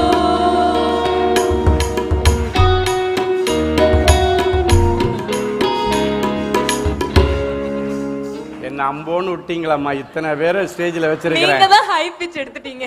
ஹை பிட்ச் எடுத்தா அது ஆனா தம்பி, அந்த ஃப்ளூட் தம்பி கொஞ்ச நேரம் காப்பாத்தி பார்த்தாங்க. இப்பமாவது பாடுவாங்க. இவங்க பாடுற மாதிரியே தெரியல. ஆமேன். எனக்கு முடியலன்னா விட்டுட்டு உங்ககிட்ட கொடுத்தேன். நீங்களா? சரி, கர்த்தர் நல்லவர். ஆமேன். திக்கற்ற பிள்ளைகளுக்கு யாரு தகப்பன்? நம்ம ஏசப்பா. ஹல்லேலூயா. ஆதரவில்லாத நமக்கு அவர் துணை. ஹல்லேலூயா. சரி, இரண்டாவதாக ஆண்டவர் சொல்லுகிறார், அவர் வல்லமை விளங்க பண்ணுகிற பெட்டியோட உங்க மத்தியில் என்னை எழுந்தருளி வர்றார். ஆமேன். சங்கீதம் 132:8 இப்படியாய் சொல்லுகிறது. எடுத்து வாசிப்போம். கர்த்தாவே, கர்த்தாவே, உமது வல்லமை விளங்கும் பெட்டியுடன், உமது வல்லமை விளங்கும் பெட்டியுடன் நீர் உமது தாபர ஸ்தலத்திற்குள், நீர் உமது தாபர ஸ்தலத்திற்குள் எழுந்தருளும். எழுந்தருளும். எல்லாரும் ஒரு நிமிஷம் என்ன பாருங்க. வல்லமை விளங்க பண்ணுகிற பெட்டியோடு நாம் குடியிருக்கிற, நாம் தங்கி தாபரிக்கிற ஸ்தலத்திலே கர்த்தர் இன்றைக்கு எழுந்தருளுவா. வல்லமை விளங்க பண்ணுகிற பெட்டினா உடன்படிக்கை பட்டி. அந்த உடன்படிக்கை பட்டி அந்த பழைய ஏற்பாட்டு காலங்களில் உள்ள மன்னா வைக்கப்பட்ட பொற்பாத்திரம் இருந்தது. ஆரோனுடைய துளிர்த்த கோல் இருந்தது. அந்த பெட்டிக்குள்ளால வேத கற்பலகைகள் இருந்தது. ஆண்டவருடைய விரலால எழுதின அந்த உடன்படிக்கை பலகைகள் இருந்தது. ஆனால் இந்த புதிய ஏற்பாட்டு காலங்களிலே அந்த வல்லமை விளங்க பண்ணுகிற பெட்டியே நம்முடைய ஆண்டவர் தான். ஹல்லேலூயா. அவர் தன்னுடைய முழு வல்லமையோடு எழுந்தருளி வருகிறார். 2000 வருஷங்களுக்கு முன்பாக இயேசு ஒரு நாள் ஒரு வீட்டு கூட்டத்தில் பிரசங்கித்துக் கொண்டிருந்தார். வேதம் சொல்லுகிறது, அப்பொழுது பிணியாளிகளை குணமாக்கத்தக்கதான வல்லமை அங்கு விளங்கிட்டு. என்ன வல்லமை? பிணியாளிகளை குணமாக்கத்தக்கதான வல்லமை அங்க இறங்கிட்டான். எப்ப? ஜெபிக்கும் போதல்ல, அவர் பிரசங்கித்துக் கொண்டிருக்கும் பொழுது என்று வேதம் சொல்லுகிறது. கிட்டத்தட்ட 1 மணி நேரம் 1.25 மணி நேரமா நீங்க ஆண்டவருடைய வார்த்தையை கேட்கறீங்க. காலையிலிருந்து நிறைய வசனத்தை நீங்க தியானிச்சிருக்கிறீங்க, பிள்ளைகள் மூலமாக வார்த்தைகளை கேட்டீங்க, நல்ல சாட்சிகளை பார்த்தீங்க, நல்ல ஆராதனையில நீங்க கலந்து கொண்டீங்க. அவை ஒவ்வொன்றிலும் நிறைய வேத வார்த்தைகள் இருந்தது. நீங்கள் பாடின பாடல்களிலே தேவனுடைய வார்த்தைகள் இருந்தது. சாட்சியிலே வார்த்தையை சொல்லி சாட்சி சொன்னார்கள். செய்தி நேரத்தில் கேட்குறீங்க, இவைகள் எல்லாம் உங்களுக்குள்ளால இப்பொழுது வல்லமையை அனுப்பி இருக்கிறது. நீங்க கேட்டுக்கொண்டிருக்கிற வார்த்தைகள் உங்களுடைய செவிகளுக்குள்ளால போய் உங்க சரீரத்துல எந்த பகுதியில பலவீனம் இருந்தாலும் அந்த பலவீனத்திலே ஆண்டவருடைய வார்த்தையாகிய மெடிசின் போய் உங்களை தொட்டு உங்களை குணமாக்கியாச்சு. எத்தனை பேர் ஆமென் சொல்ல முடியும்? ஹல்லேலூயா. அவர் வார்த்தையை அனுப்பி குணமாக்குகிறவர், வசனத்தை அனுப்பி குணமாக்குகிறவர். இன்றைக்கு வார்த்தையை உனக்கு கொடுத்து அந்த வார்த்தையில் உள்ள அந்த வல்லமை இப்பொழுது உனக்கு சுகத்தை கொடுத்திருக்கு. எத்தனை பேர் ஆமென் சொல்ல முடியும்? நீங்க போய் பரிசோதிச்சு பாருங்க, உங்க சரீரத்தில் இருக்கிற கட்டியை இனி நீங்க பார்க்க முடியாது. ஹல்லேலூயா. அதை இனி தேடியும் காண மாட்டீர்கள். ஆமென். அவருடைய வல்லமை இன்றைக்கு பிரசங்கத்தை கேட்டுட்டு இருக்கும் பொழுதே உங்க வாழ்க்கையில வந்தாச்சு. நிறைய பிள்ளைகளுடைய வாழ்க்கையில உள்ள கட்டுகளை கர்த்தர் அவிழ்த்து போட்டார். நிறைய பிள்ளைகளுடைய வாழ்க்கையில இருக்கிற பிசாசின் அந்தகார கிரியைகளை ஆண்டவர் வசனத்தை அனுப்பி அழித்து போட்டு ஆண்டவருடைய வல்லமை உனக்குள்ளே வந்திருக்கிறது. எழும்பு எழும்பு சீயோனே, உன் வல்லமையை தரித்துக்கொள். ஹல்லேலூயா. பரிசுத்த நகரமாகிய எருசலேமே, உன் அலங்கார வஸ்திரங்களை விடுத்திக்கொள். விருத்த சேதனம் இல்லாதவனும் அசுத்தனும் இனி உன் வழியாய் கடந்து வருவதில்லை. ஹல்லேலூயா. மூன்றாவது ஆண்டவர் சொல்லுகிறார், இந்த மாதம் உங்களுக்கு வெற்றியின் மாதம். ஹல்லேலூயா. நீங்க எழுதுகிற எக்ஸாம்ல கர்த்தருடைய கரம் இறங்கி வரும். ஆமென். இன்னைக்கு ஒரு மகள் அரசாங்க தேர்வு எக்ஸாம், அதாவது கவர்மெண்ட் ஜாபுக்காக அரசாங்க தேர்வு எழுதி ஃபெயில் ஆகி வரும்போது அடுத்த முறை எழுதுக்கு முன்னாடி ஆண்டவருடைய சமூகத்தில் ஜெபிக்கணும் அன்பரின் பாதத்தில் வந்த அந்த சாட்சி எனக்கு நீங்க கேட்டீங்க. அவர் சொல்லும்போது சொன்னதை கவனிச்சிங்களா? ஜெஃப் தம்பி மூலமாக, குட்டி ப்ராஃபட் சொல்லுங்க பார்க்கலாம், குட்டி ப்ராஃபட் மூலமாக அன்றைக்கு அவர் அந்த பகுதியை நடத்தும் பொழுது, வார்த்தையை சொல்லி அவர் ஆராதனை நடத்தும் பொழுது, பாடல்களை பாடும் பொழுது என்னுடைய வாழ்க்கையில இருந்த தோல்வி என்கிற பயத்தை ஆண்டவர் எடுத்து போட்டார். ஹல்லேலூயா. எனக்குள் இருந்த எல்லா சோர்வுகளை ஆண்டவர் எடுத்து போட்டார். அந்த வார்த்தை என்னை தேற்றினது என்று சொன்னார்கள்.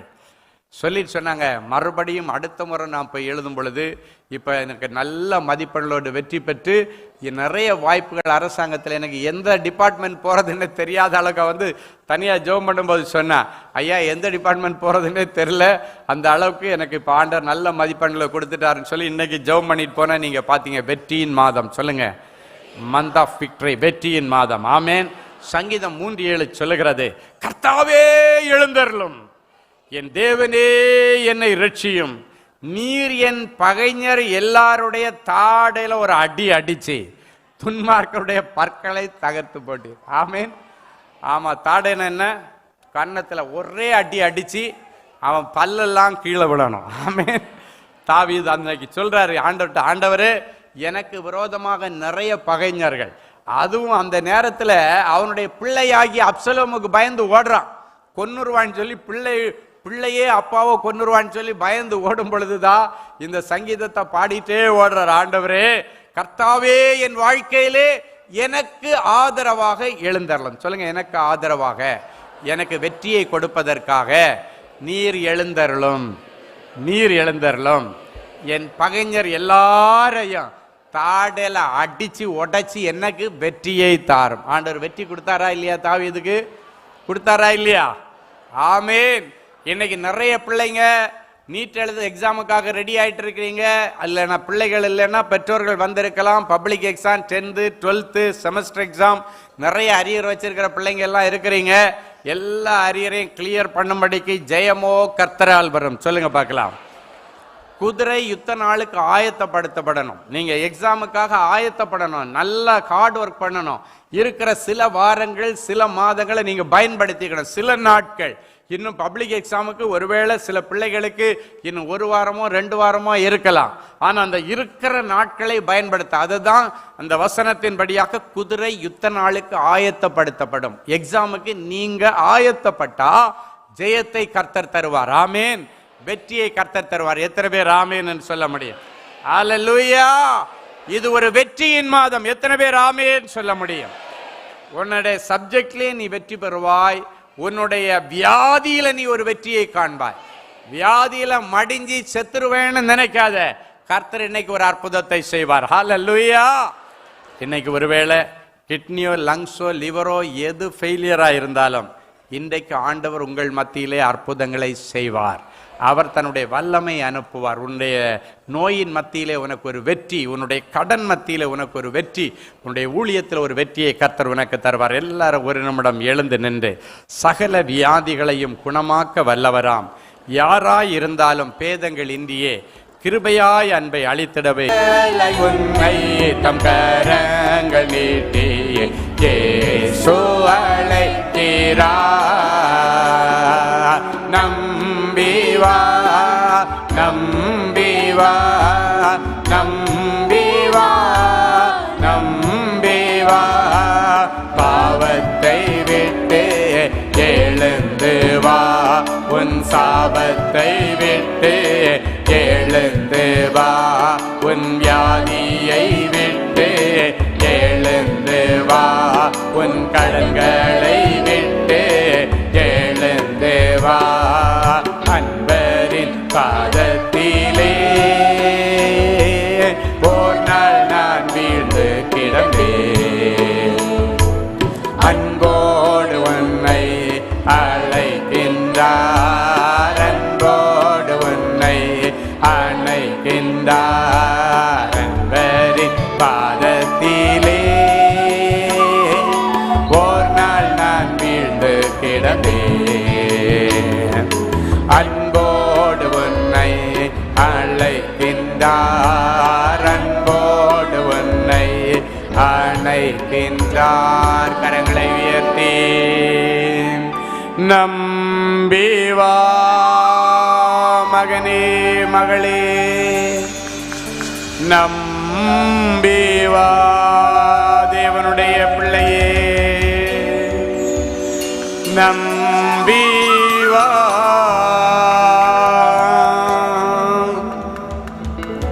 நம்பி வா. பாவத்தை விட்டு எழுந்து உன் சாபத்தை விட்டு உன் வியாதியை விட்டு உன் கடன்களை விட்டு உன் வியாதியை விட்டு உன் கடன்களை விட்டு எழுந்து வா. எழும்பு எழும்பு சீயோனே, உன்னுடைய வல்லமையை தரித்துக்கொள். உனக்குன்னு ஒரு வல்லமை வச்சிருக்கிற, அதை இப்பொழுது எடுத்துக்கொள். உனக்குன்னு ஒரு ஞானத்தை வைத்திருக்கிறேன், எடுத்துக்கொள். உனக்குன்னு ஒரு தாளந்தை வைத்திருக்கிறேன், எடுத்துக்கொள். உனக்குன்னு ஒரு திறமையை வச்சிருக்கிறேன், எடுத்துக்கொள். உனக்குன்னு ஒரு வல்லமையின் வரத்தை வைத்திருக்கிறேன், எடுத்துக்கொள். முட்செடியிலே எழுந்தருளினோருடைய தயை உன் மீதும் உன் குடும்பத்தார் அனைவர் மீதும் இப்பொழுது அமருகிறதற்காய் ஆண்டவருக்கு நன்றி செலுத்துகிறேன். ஆண்டவரே உமக்கு நன்றி. கர்த்தர் இவர்களுக்கு தயை செய்கிற காலமும் குறித்த நேரமும் வந்திருக்கிறதற்காய் உமக்கு நன்றி, உமக்கு நன்றி, உமக்கு. ஆண்டவரே எனக்கு இறங்கும் என்று கண்ணீரோடு வந்திருக்கிற இவர்களுடைய வாழ்க்கையில ஆண்டவரே எல்லா ஏழ்மையை நீர் மாற்றி போடுவீராக. ஏழைகளை மறக்காத தேவனே, பர்த்திமேயு என்கிற ஏழை குருடருடைய சத்தத்தை கேட்டு நின்று அற்புதம் செய்த தேவனே, ஏழை ஆகாருடைய கண்ணீரை கண்டு அவளுக்கு ஒரு அற்புதத்தை செய்து பிள்ளைக்கு வாழ்வு கொடுத்த தேவனே, இவங்க ஒவ்வொருடைய பிள்ளைகளுக்கு வாழ்வுதார். படிக்க வழி திறக்கட்டும் ஆண்டவரே, வாழ்வதற்கு வழி திறக்கட்டும், நிரந்தர வருமானத்திற்கு வழி திறக்கட்டும், பெர்மனன்ட் ஜாபுக்கு வழி திறந்து தருவீராக. வெளி தேசத்திற்கு போவதற்காக ஒருவேளை என் பிள்ளைகள் ஆயத்தப்பட்டு கொண்டிருந்தால் ஆண்டவர் இன்றைக்கு விசா தடைகளை உடைப்பீராக. என் பிள்ளைகளுக்கு வழி திறந்ததற்காய் ஸ்தோத்திரம். வெளி தேசத்தில் படிக்கிற பிள்ளைகளுக்கு வேலைக்கு வழி திறப்பதாக கர்த்தர் எல்லா தடைகளை உடைச்சு போடுங்கப்பா. ஆண்டவரே, ஆகார் எனக்கு எந்த விதமான வழியும் இல்லை, என் பிள்ளை சாக கிடக்கிறான்ற நேரத்தில் ஆண்டவர் அவளை விசாரித்தீர். இங்கு வந்திருக்கிற ஒவ்வொருவரையும் விசாரிப்பீராக. இவர்கள் பிள்ளைகள் ஒவ்வொருவருக்கும் ராஜரீக மகிமையை தருவீராக. அன்றைக்கு இஸ்மவேலிடத்திலிருந்து பிரபுக்களை உருவாக்கின ஆண்டவர் இவர்களையே பிரபுக்களாய் மாற்றுவீராக, இவர்களையே ராஜாக்களாய் மாற்றுவீராக. ராஜரீக அபிஷேகம் என் பிள்ளைகள் மேல இறங்கி வந்திருக்கிறதற்காய் உமக்கு கோடி ஸ்தோத்திரங்களையும் நன்றி பலிகளையும் காணிக்கையாக்குகிறோம். வல்லமை விளங்க பண்ணுகிற பட்டியோடு என் பிள்ளைகள் மத்தியிலே எழுந்தருளி வந்திருக்கிற தேவனே, உம்முடைய வல்லமை இவர்களுக்குள்ளே கடந்து சென்று உடைய சரீரத்தில் உள்ள எல்லா வியாதி கட்டுகளை மாற்றட்டும், எல்லா கட்டிகளை எடுத்து போடட்டும் சுவாமி. எப்பேற்பட்ட கொள்ளை நோயா இருந்தால் இன்றைக்கு ஒரு அற்புதம் நடக்கட்டும். ஆண்டவரே, எனக்கு கிட்னி ஃபெயிலியர் ஆயிடுச்சு. ஆண்டவரே, எனக்கு லங்ஸ் ஃபெயிலியர் ஆயிடுச்சு. ஆண்டவரே, என்னுடைய இருதயம் சரியா வேலை செய்ய. ஆண்டவரே, என்னுடைய பிரெயின்ல கட்டி இருக்கிறது, எனக்கு தைராய்டு கட்டி இருக்கிறது, அது ஒருவேளை கேன்சர் கட்டியா இருக்குமோ என்றெல்லாம் சொல்லி சில பிள்ளைகள் அழுது கொண்டு நிற்கிறார்களப்பா.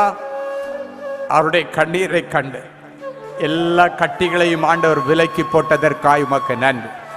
ஆண்டவரே, அது சாதா கட்டியா இருந்தாலும் சரி, கொள்ளை கட்டியா இருந்தாலும் விலகட்டும் சாமி. ஆண்டவரே, சில பிள்ளைகள் எனக்கு பிரஸ்ட்ல வந்திருக்கிற ஒரு சின்ன கட்டி ஒருவேளை கேன்சர் கட்டியா இருக்குமோன்னு சில பிள்ளைகள் பயந்து கொண்டிருக்கிறதை பார்க்கிறேன். ஆண்டவர் சொல்லுகிறார், எகிப்தியருக்கு வரப்பண்ணின எந்த கொள்ளை நோயும் உனக்கு தருவதில்லை மகளே. அந்த கட்டியை இனி தேடியும் காணாதிருப்பாய்.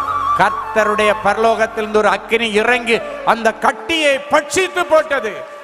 போய் டாக்டரிடத்திலே காண்பி, அது அங்கே இல்லை, அது அங்கே இல்லை.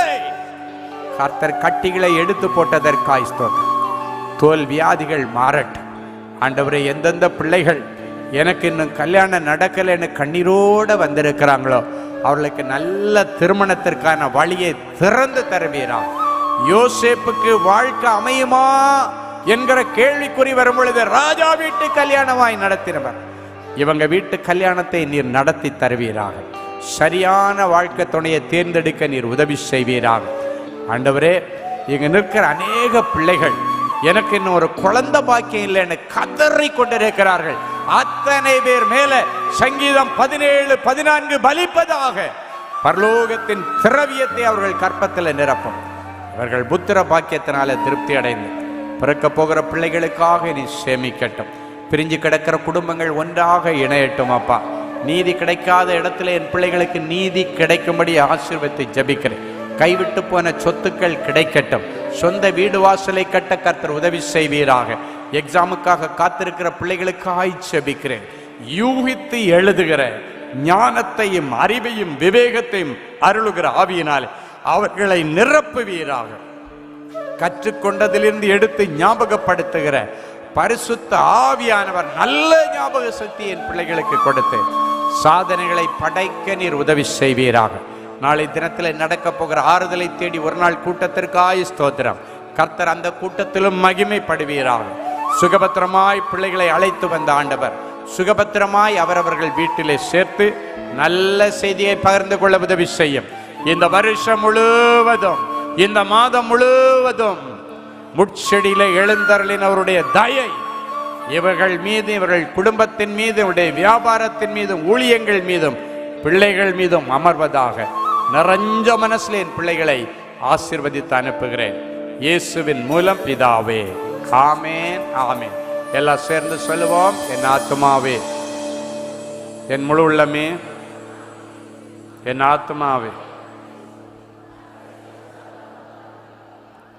பிதாவாகிய தேவனுடைய அன்பும் குமாரனாய் இயேசு கிறிஸ்துவின் கிருபையும் பரிசுத்த ஆவியானவருடைய அந்யோன்ய ஐக்கியமும் சமாதானம் வழிநடத்தலும் இன்றும் என்றும் சதா காலங்களிலும் உங்கள் அனைவரோடும் நிலைத்திருப்பதாக. ஆமேன் ஆமேன். அல்லேலூயா.